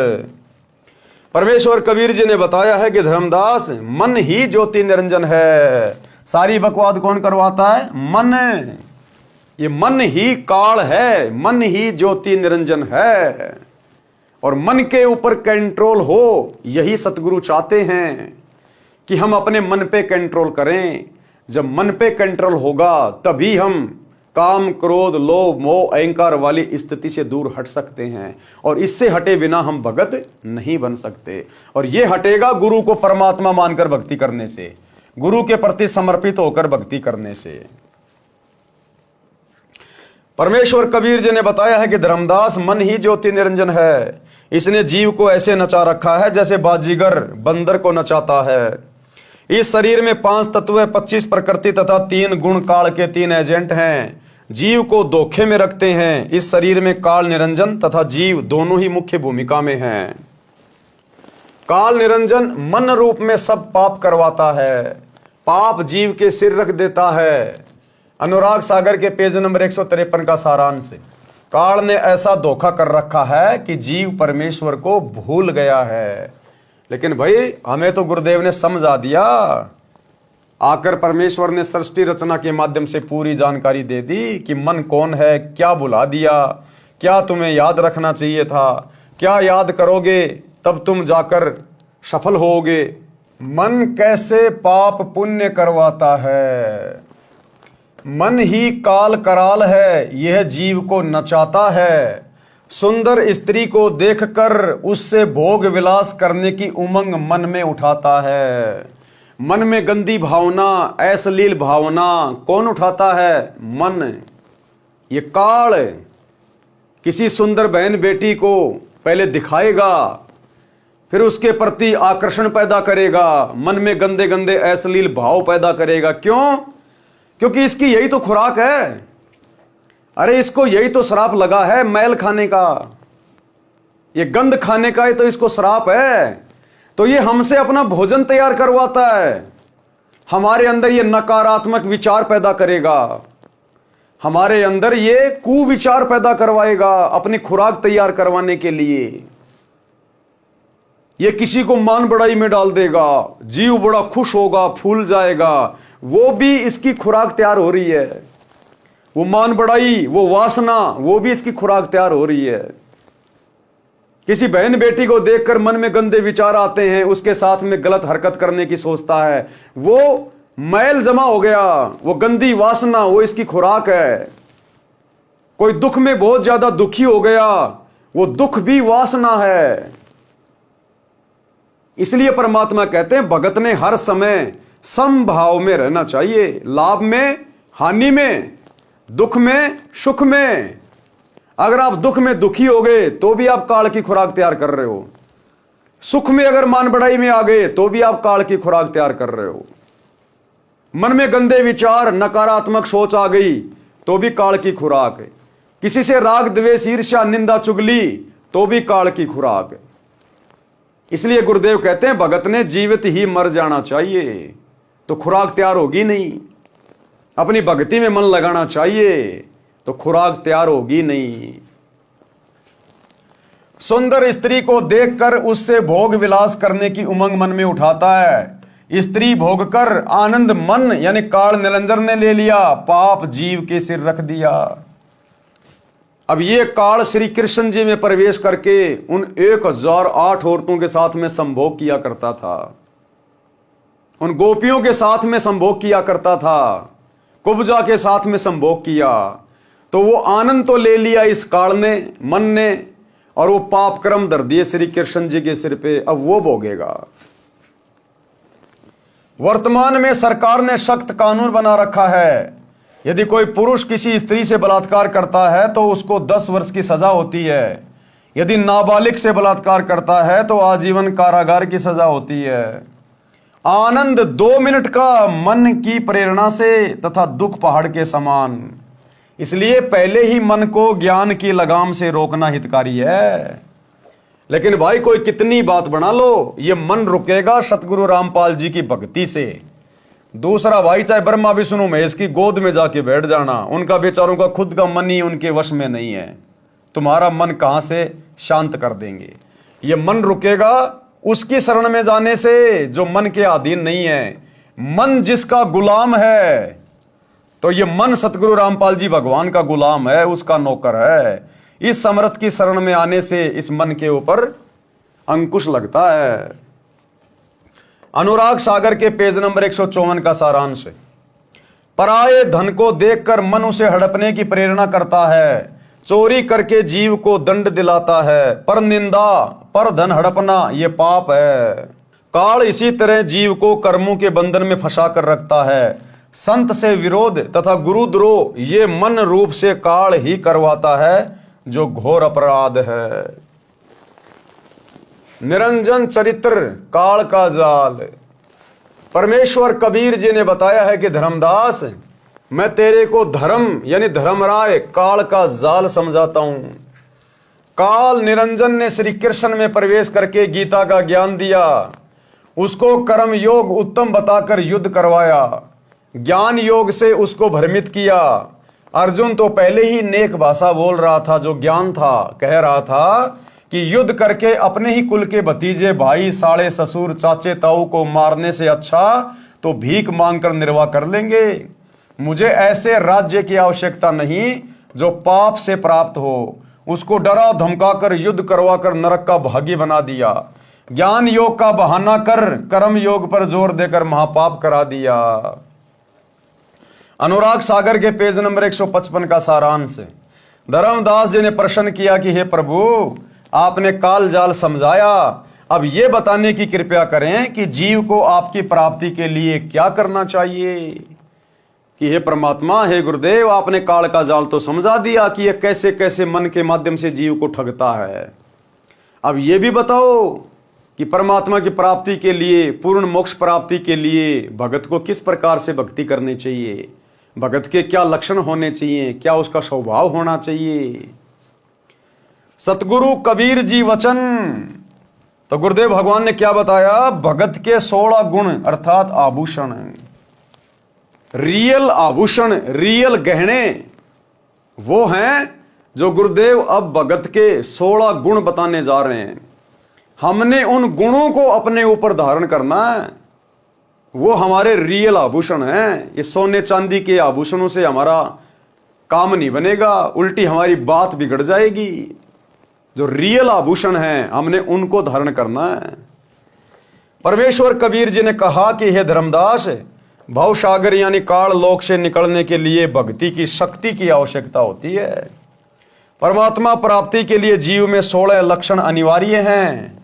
16 लक्षण अनिवार्य हैं अगर मोक्ष प्राप्त करना है तो। अब ये 16 लक्षण क्या हैं, 16 आभूषण क्या हैं जो अनिवार्य बता दिए, यानी कंपलसरी हैं। इनके बिना बात बनेगी नहीं। इनको आत्मा के 16 श्रृंगार भी कहा जाता है। नंबर 1 ज्ञान, विवेक, सत्य, संतोष, प्रेम भाव, धीरज, निर्शोधा, दया, अक्षमा, शील, निष्कर्मा, त्याग, वैराग, शांति निज धर्मा, भक्ति कर निज जीव उबारे, मित्र सम सबको चित धारे। भावार्थ, परमात्मा प्राप्ति के लिए भगत में कुछ लक्षण विशेष होने चाहिए। ये 16 आभूषण अनिवार्य हैं। नंबर 1 तत्व ज्ञान। तत्व ज्ञान यानी गुरुदेव भगवान के द्वारा दिए गए ज्ञान को उनकी मर्यादा में रहकर अपने ऊपर धारण करे, उसका अनुसरण करे, गुरुदेव की प्रत्येक आज्ञा में चले, सांसारिक भाव में ना चले। विवेक, उस ज्ञान को अपने ऊपर उसी समय धारण कर पाएंगे जब हम बुद्धि विवेक का इस्तेमाल करेंगे, सोच समझ कर चलेंगे, मन की चाल को समझेंगे, मेरा हित कहां है, मेरा अहित कहां है। तो हमने विवेक को भी साथ साथ में रखना है। सत्य भाषण, परमात्मा के दिए में संतोष करें, परमात्मा के दिए में संतोष करें। पर धन और पर नारी को जहर के समान समझें। गुरुदेव कह रहे हैं पर धन और पर नारी को जहर के समान समझें। जैसा गुरुदेव ने आपको परिवार दे दिया, जैसा आपको रोजगार दे दिया, जैसा आपको शरीर दे दिया, जैसा आपको रूप दे दिया, जैसे आपको बेटा बेटी दे दिए, कहते हैं उन्हीं में संतोष करो। दूसरे की देखा देखी अपने आप को असंतुष्ट मत करना। जो तेरे भाग्य में है वही दिया तुझे परमात्मा ने, तेरे साथ कोई धोखा नहीं किया। और उसको परमेश्वर की इच्छा जाने, प्रेम भाव से भक्ति करें तथा अन्य से भी मीठी भाषा में बात करें। धैर्य रखें, सतगुरु ने जो ज्ञान दिया है उसकी सफलता के लिए हौसला रखें, फल की जल्दबाजी ना करें। पिछले से पिछले वीडियो में परमात्मा ने धैर्य और विश्वास के ऊपर कितनी बढ़िया बढ़िया बातें लिखी हैं जो आप लोगों को समझाई गई। तो परमात्मा कहते हैं भक्ति लेने के बाद में भगत को धैर्य रखना चाहिए, फल की जल्दबाजी नहीं करनी चाहिए। परमात्मा अंतर्यामी है, सब कुछ देख रहा है। जैसी भक्ति करोगे, जैसा मर्यादा निभाओगे, वैसा ही तुम्हें रिजल्ट गुरुदेव देते रहेंगे। किसी के साथ दगा यानी धोखा नहीं करें, दया भाव रखें। भगत तथा संत का आभूषण क्षमा भी होता है। अगर कोई हमें उल्टी सीधी बात बोल दे, ओछी मंदी बात बोल दे, नाराज होके 2 थप्पड़ मार दे, तो हमने उसको क्षमा कर देना चाहिए। उसके प्रति मन में कोई राग द्वेष नहीं रखना चाहिए। शत्रु को भी क्षमा कर देना चाहिए, क्योंकि भगत का कोई शत्रु है ही नहीं। और अगर भक्ति में आने के बाद भी हम किसी को अपना शत्रु समझेंगे या अपना कोई विशेष कोई मित्र समझेंगे तो भी हम भगत नहीं है, तो भी हमारी बात नहीं बनेगी। परमात्मा कहते हैं एक शत्रु एक मित्र है, भूल पड़ी रे प्राणी, और यम की नगरी जाएगा शब्द हमारा मानी। अगर तूने यहां किसी से विशेष यारी दोस्ती रखी, अगर भगत ने यह कह दिया कि ये मेरा बेस्ट फ्रेंड है, ये मेरा परम मित्र है, वो गया काम से। अगर कोई भगत का यहां पर कोई शत्रु मिला, गया काम से। हां, यदि कोई जानबूझ के भगत को अपना शत्रु मान रहा तो लाख बार माने, उसमें भगत का कुछ नहीं बिगड़ेगा। लेकिन भगत ने किसी को शत्रु भाव से नहीं देखना। तो कहते हैं एक शत्रु एक मित्र है, भूल पड़ी रे प्राण, और यम की नगरी जाएगा शब्द हमारा मान। शत्रु को भी क्षमा कर देना चाहिए, शील स्वभाव होना चाहिए, भक्ति को निष्काम भाव से करे। यानी गुरुदेव का सुमरण कर रहे हैं, सत्संग सुन रहे हैं, तो मन में कोई इच्छा नहीं होनी चाहिए, कोई सांसारिक डिमांड नहीं होनी चाहिए कि बेटा हो जाए, पोता हो जाए, छोरा नौकरी लग जाए, बड़ा मकान मिल जाए, गुरुजी मुझे गाड़ी मिल जाए। निष्काम भाव से भक्ति करे, बिना किसी लाग लपेट के, बिना किसी इच्छा के। सतगुरु अंतर्यामी है, जिस चीज की आवश्यकता होगी तेरे भाव देख के अवश्य देगा। तो कहते हैं निष्काम भाव से जब लग भक्ति सकामना, सकामना यानी इच्छाओं के साथ यदि आप भक्ति कर रहे हो तो आपकी भक्ति वही नष्ट होती रहेगी। तो कहते हैं जब तक भक्ति सकामना तब लग निष्फल सेव, तेरी पूजा पाठ बेकार। और कहे कबीर वे क्यों मिले निष्कामी निष्देव, वो परमात्मा तो निष्काम भक्ति से मिलता है, और जो मन में कोई इच्छा करके भक्ति कर रहा है तो उसको परमात्मा नहीं मिलेगा। भक्ति को निष्काम भाव से करे, सांसारिक लाभ प्राप्ति के मकसद से ना करे। त्याग की भावना बहुत अनिवार्य है। वैराग होना चाहिए, किसमें? संसार के प्रति वैराग होना चाहिए, सांसारिक नश्वर वस्तुओं के प्रति वैराग होना चाहिए, काम क्रोध मोह लोभ अहंकार के प्रति वैराग होना चाहिए।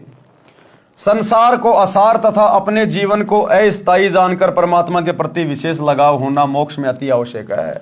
संसार को असार यानी ये 21 ब्रह्मांड, यहाँ के झूठे सुख राजपाट धन दौलत ऐसो आराम जो हमें दिखाई दे रहे हैं, ये केवल एक धोखा है। तो कहते हैं संसार को असार तथा अपने जीवन को अस्थायी जानकर कि भैया सदा नहीं रहेगा, अमर नहीं है। सतयुग में जिनकी लाखों लाखों साल की उम्र थी वो भी ना जाने कितनी बार मर लिए। देवताओं की कितनी लंबी उम्र है, वो भी मरते रहते हैं। तो अपने जीवन को अस्थायी समझकर कि भैया देख मरना तो है, ये शरीर मिल गया। अब भगवान ने जितनी भी इसकी आयु निश्चित की है जिस भी युग के हिसाब से, अब इस कलयुग में 100 साल की आयु निश्चित कर रखी है, लेकिन अपने कर्मों के कारण, भक्ति ना करने के कारण, उल्टा सीधा खाने पीने के कारण इंसान अकाल मौत मर जाता है, क्योंकि वो उसके स्वतंत्र कर्म होते हैं। अन्यथा भगवान ने तो 100 साल की उम्र फिक्स कर रखी है।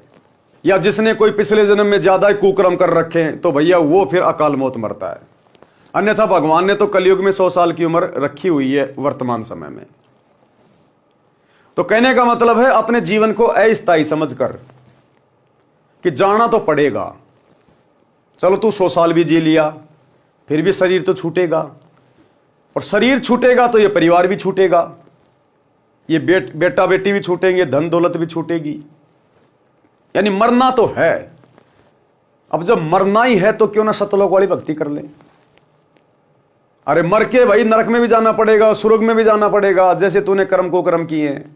तो मरना तो है और मरने के बाद आगे भी जाना है, तो क्यों ना फिर सतलोक वाली भक्ति कर लें। जब मरना भी है, मरने के बाद आगे भी जाना है, तो क्यों ना अपना अगला ठिकाना सुधार लें, अपना अगला जन्म तो सुधार लें।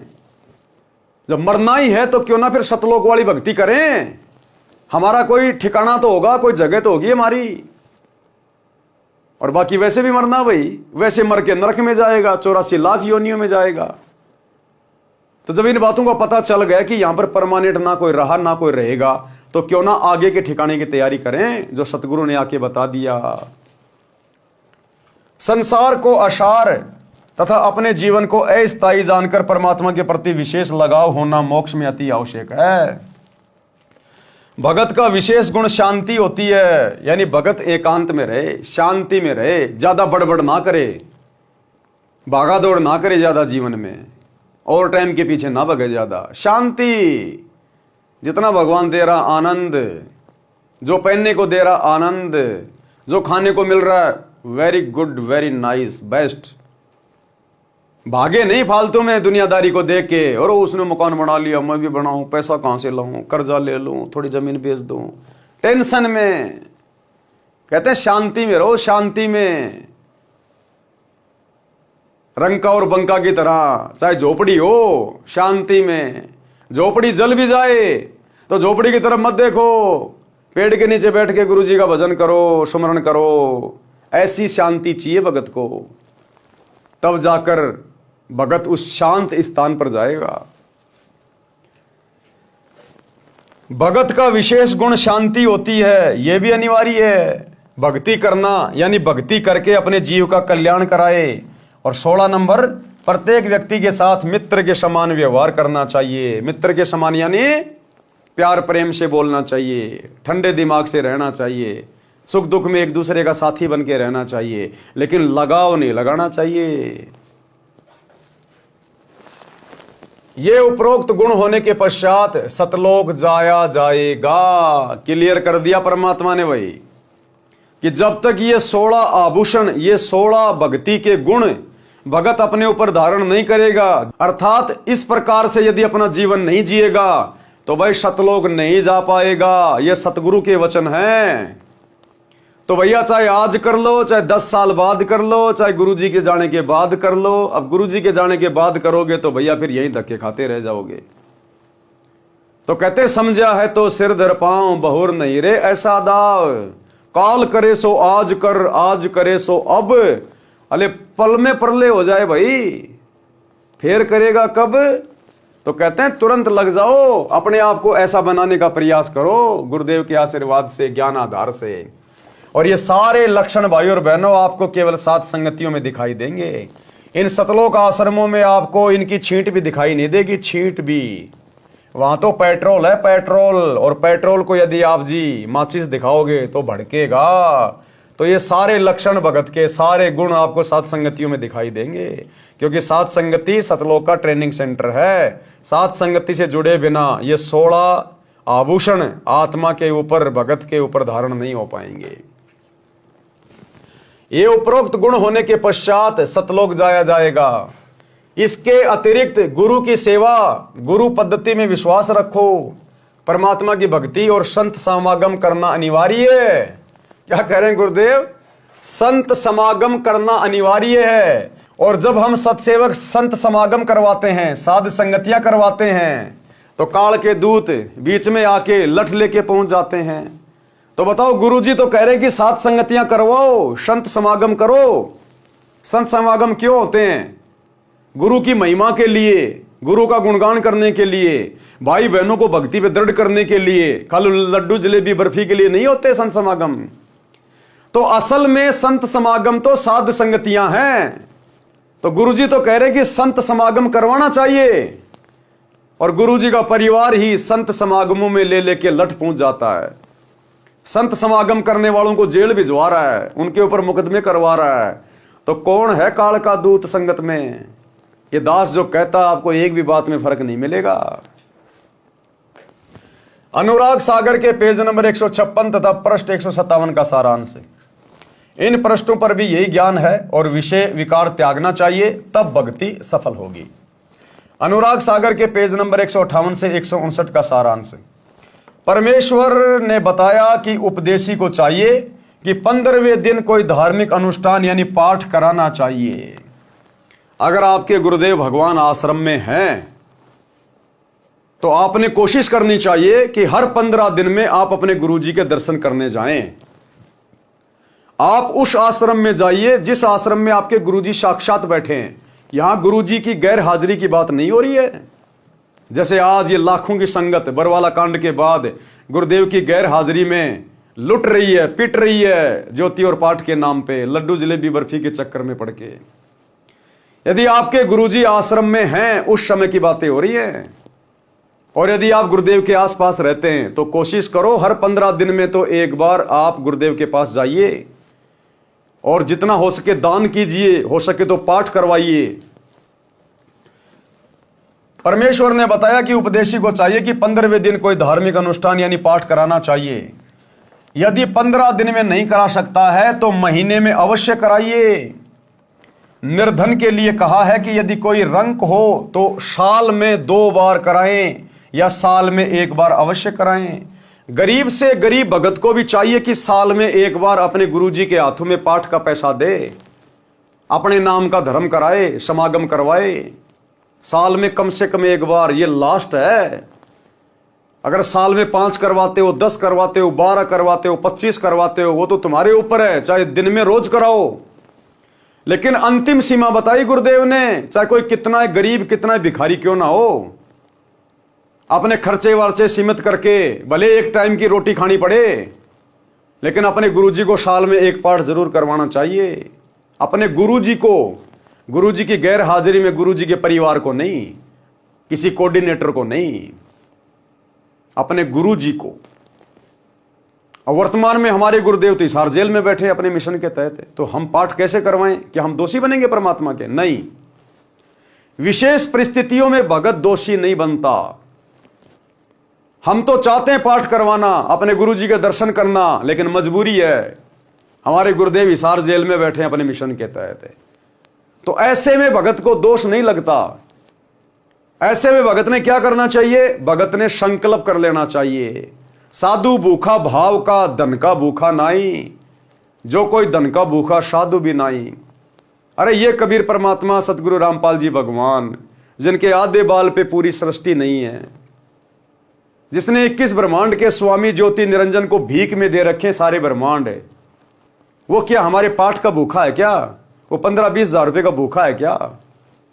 वो तो केवल हमारे हाथ से थोड़ा बहुत धन लेके शुभ कार्यों में लगा के हमारे को धनवान बनाता है। आने वाले समय में कोई संकट आना हो, परमात्मा उसको टालता है। उसमें तो हमारा ही फायदा है, हमारा हित है, और वो पैसा भी हम उनकी प्रेरणा से ही लगाते हैं। तो कहते हैं यदि आपके गुरुदेव आश्रम में नहीं है, ऐसी स्थिति में भगत को दोष नहीं लगता। साधु भूखा भाव का, धन का भूखा नाई, जो कोई धन का भूखा साधु भी नाई। तो ऐसी स्थिति में आप जिन्हें संकल्प कर लेना चाहिए, अपने घर पर दरबार साहिब के सामने गुरुदेव भगवान को दंडोत करके संकल्प करना चाहिए कि हे गुरुदेव भगवान, आपका दास आपके चरणों में पाठ प्रकाश का संकल्प करता है।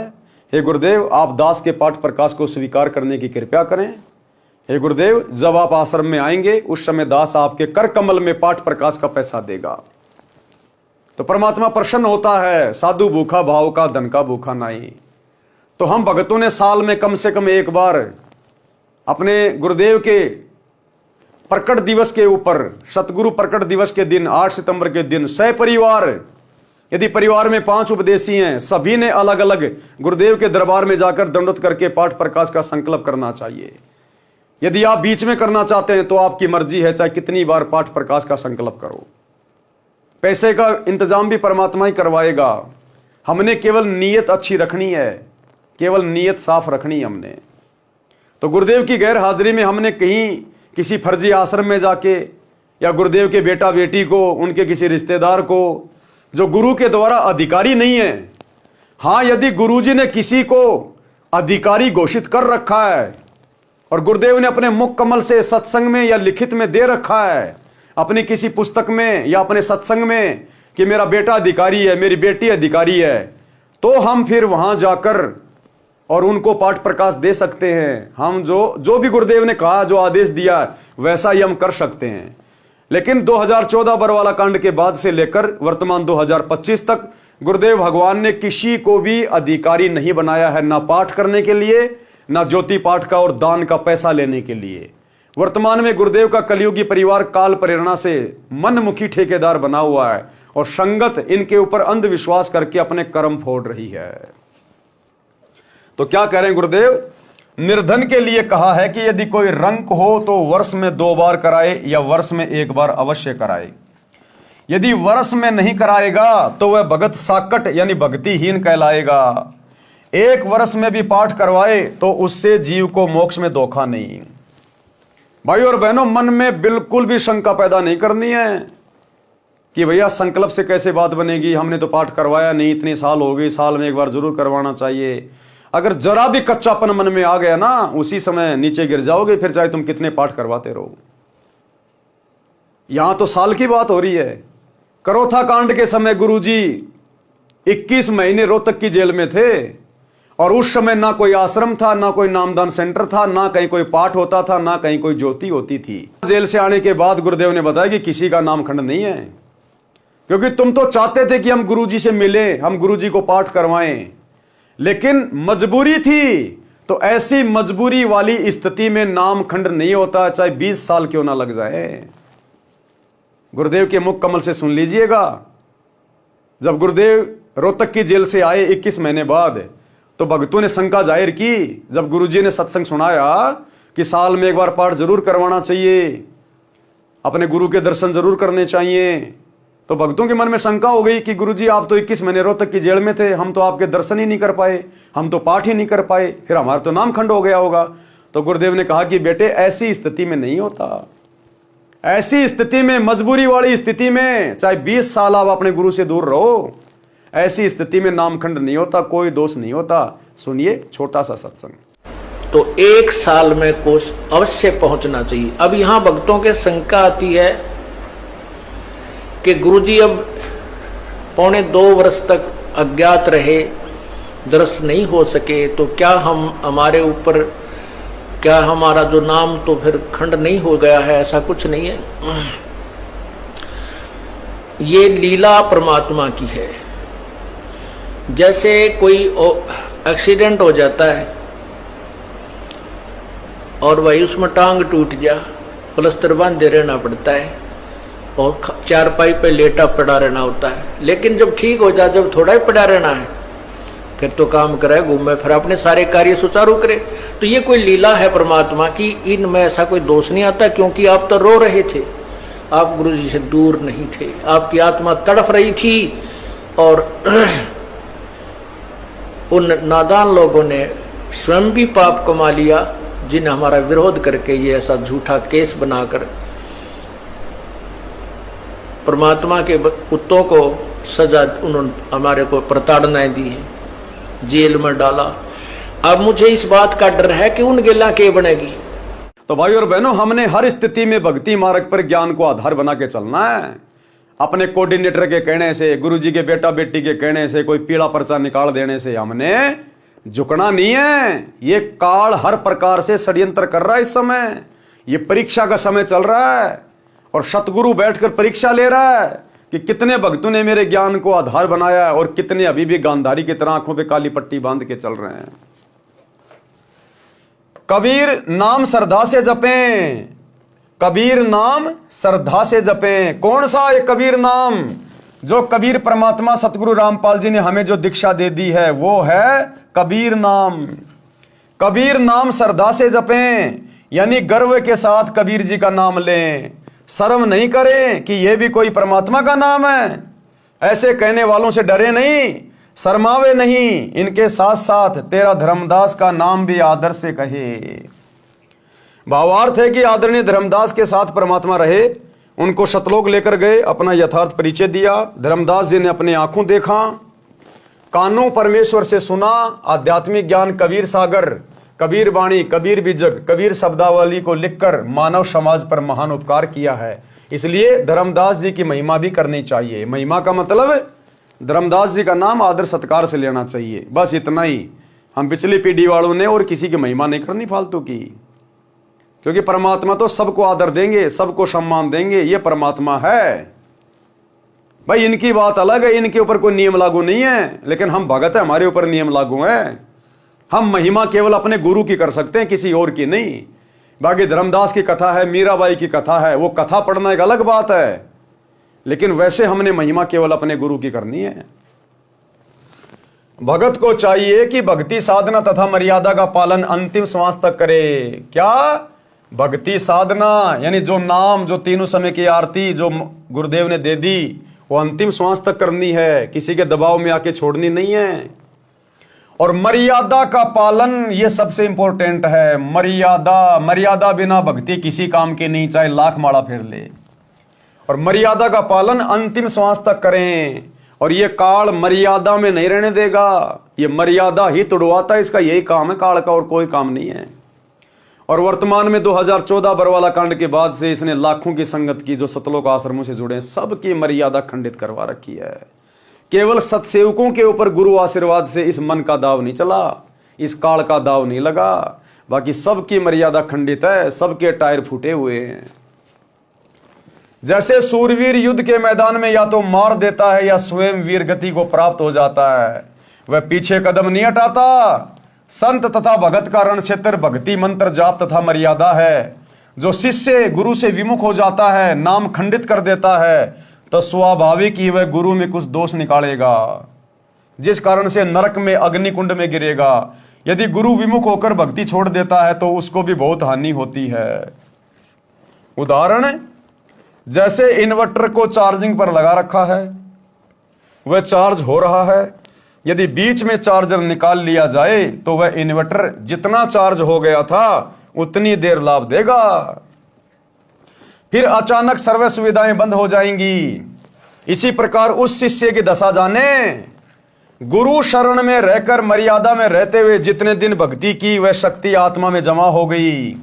सतलोक आश्रम मैनेजमेंट हरियाणा से जुड़े हुए भाई बहन ध्यान से सुन ले भाई। गुरुदेव का परिवार, उनके बेटा बेटी भाई बंधु रिश्तेदार ध्यान से सुन लो भाई। कोऑर्डिनेटर ध्यान से सुन लो भाई। तुम्हारी भक्ति नहीं चल रही है। जितने दिन तुमने गुरु जी की शरण में रहकर मर्यादा में रहकर भक्ति की, केवल तुम्हारी बैटरी चल रही है। बैटरी वर्तमान में तुम सबके नाम खंडित हैं और ये बैटरी कब तक चलेगी? जिस दिन तुम्हारा चार्जर खत्म, तुम्हारी बैटरी डिस्चार्ज, उल्टे दिन शुरू। गुरु शरण में रहकर मर्यादा में रहते हुए जितने दिन भक्ति की वह शक्ति आत्मा में जमा हो गई, उतनी आत्मा चार्ज हो गई। जिस दिन गुरु जी से विमुख हो गया और गुरु जी की जिस दिन मर्यादा टूट गई उसी दिन गुरु विमुख हो गया। उसी दिन से भक्ति की शक्ति आनी बंद हो जाएगी। यदि गुरु विमुख, गुरु से विरोध करके गुरु त्याग देना होकर भी उसी गुरु द्वारा बताई गई साधना मंत्र आदि करता है तो कोई लाभ नहीं होता। जैसे बिजली का कनेक्शन कट जाने के पश्चात पंखे, मोटर, बल्ब के स्विच बटन दबाते रहो, न पंखा चलेगा न बल्ब जलेगा। यही दशा गुरु विमुख साधक की होगी, फिर नरक का भागी होगा। कबीर परमेश्वर जी ने कहा है कि कबीर मानुष जन्म पाए कर खोवे, सतगुरु विमुखा युग युग रोवे। कबीर गुरु विमुख जीव कभू न बचे, अग्नि कुंड में जर जर नाचे। कोटि जन्म विष दर को पावे, सरप के पाएगा करोड़ों जन्म। कोटि जन्म सरप को पावे, विष ज्वाला सही जन्म गमावे। बिष्टा टट्टी माही कीड़ा जन्म धरी, कोटि जन्म नरक ही पढ़ी। भावार्थ, गुरु को त्याग देने वाला जीव बिल्कुल नहीं बचेगा। भाई जो गुरु को परमानेंट ही छोड़ के चला गया उसका तो धरती पे क्या, कहीं किस ब्रह्मांड में ठिकाना नहीं है। कहीं भी नरक स्थान पर अग्नि के कुंडों में जल बल यानी उबल उबल कर कष्ट पाएगा, वहां अग्नि के कष्ट से नाचेगा यानी उछल उछल कर अग्नि में गिरेगा। फिर करोड़ों जन्म विष दर यानी सांप की जूनी शरीर प्राप्त करेगा। सर्प के अंदर के विष की गर्मी बहुत परेशान करती है। गर्मी के मौसम में सर्प उस विष की उष्णता से बचने के लिए, शीतलता प्राप्त करने के लिए चंदन के पेड़ के ऊपर लिपटे रहते हैं। फिर वही गुरु विमुख यानी गुरुद्रोही बिष्टा टट्टी गुहा में कीड़े का जन्म प्राप्त करता है। इस प्रकार गुरु से दूर गया प्राणी महाकष्ट उठाता है। तो भाई कभी शौपन में भी मत सोचना अपने गुरु जी से दूर होने की, अपने परमात्मा सतगुरु रामपाल जी से विमुख होने की कभी शौपन में भी मत सोचना, मर्यादा तोड़ने की। इस प्रकार गुरु से दूर गया प्राणी महाकष्ट उठाता है। आज भाई अपने परिवार का कष्ट उठा लो, अपने माता पिता की गालियां खा लो, दो चार डुक्का मुक्की खा लो, लोगों की बातें सुन लो, इसमें भी हमारा फायदा है। अगर दबाव में आकर, लोक लाज में आकर मर्यादा तोड़कर गुरु से दूर हट गए तो भाई लैट्रीन में कीड़े बनेंगे। फिर वो कष्ट बहुत भयंकर होगा, करोड़ों जन्म सांप के पाएंगे। वो कष्ट फिर सहा नहीं जाएगा। आज तो सहन कर लेंगे दो चार थप्पड़ मुक्के, लेकिन फिर अगर आज गुरु जी से विमुख हो गए तो आगे के जन्म क्या होंगे, 84 लाख योनियां, वो सहन नहीं हो पाएगा फिर। इस प्रकार गुरु से दूर गया प्राणी महाकष्ट उठाता है। यदि गुरु नकली है तो उसको त्याग कर पूर्ण गुरु की शरण में चले जाने से कोई पाप नहीं लगता। कबीर गुरु दयाल तो पुरुष दयाल, क्योंकि गुरु खुद ही पुरुष होता है, इसलिए गुरु दयाल तो पुरुष दयाल, यानी गुरु राजी तो परमात्मा राजी। क्यों? क्योंकि गुरु स्वयं ही परमात्मा होता है। कबीर गुरु दयाल तो पुरुष दयाल, जे ही गुरु व्रत छुए नहीं काल, ऐसे भगत को काल छू भी नहीं सकता। भावार्थ, हे धर्मदास, यदि गुरु शिष्य के प्रति दयाल है, यानी गुरु के दिल में शिष्य की अच्छी छवि है, मर्यादा में रहता है, तो परमात्मा भी उस भगत के ऊपर प्रसन्न है। अन्यथा उपरोक्त कष्ट शिष्य को भोगने पड़ेंगे। पृष्ठ 160 का सारांश। इस पृष्ठ पर कुछ गुरु महिमा है तथा कोयल की चाणक्य नीति का ज्ञान है। काल का जीव सतगुरु ज्ञान नहीं मानता। अब काल का जीव सतगुरु का ज्ञान कैसे नहीं मानता, लगेगा भक्ति कर रहा है और सारी मर्यादा तोड़ के रहता है, गुरु के आगे भक्ति का दिखावा करेगा, पीछे से सारे काम वो ही करेगा। तो काल का जीव किस प्रकार से गुरु की भक्ति पे नहीं लगता, गुरु की बात नहीं मानता, इस विषय पर हम कल रात्रि 8 बजे आगे के वीडियो में समझेंगे। तब तक गुरुदेव भगवान हम सबको आज्ञा दे, इजाजत दे, आशीर्वाद दे। बंदी छोड़ सतगुरु रामपाल जी भगवान की जय हो।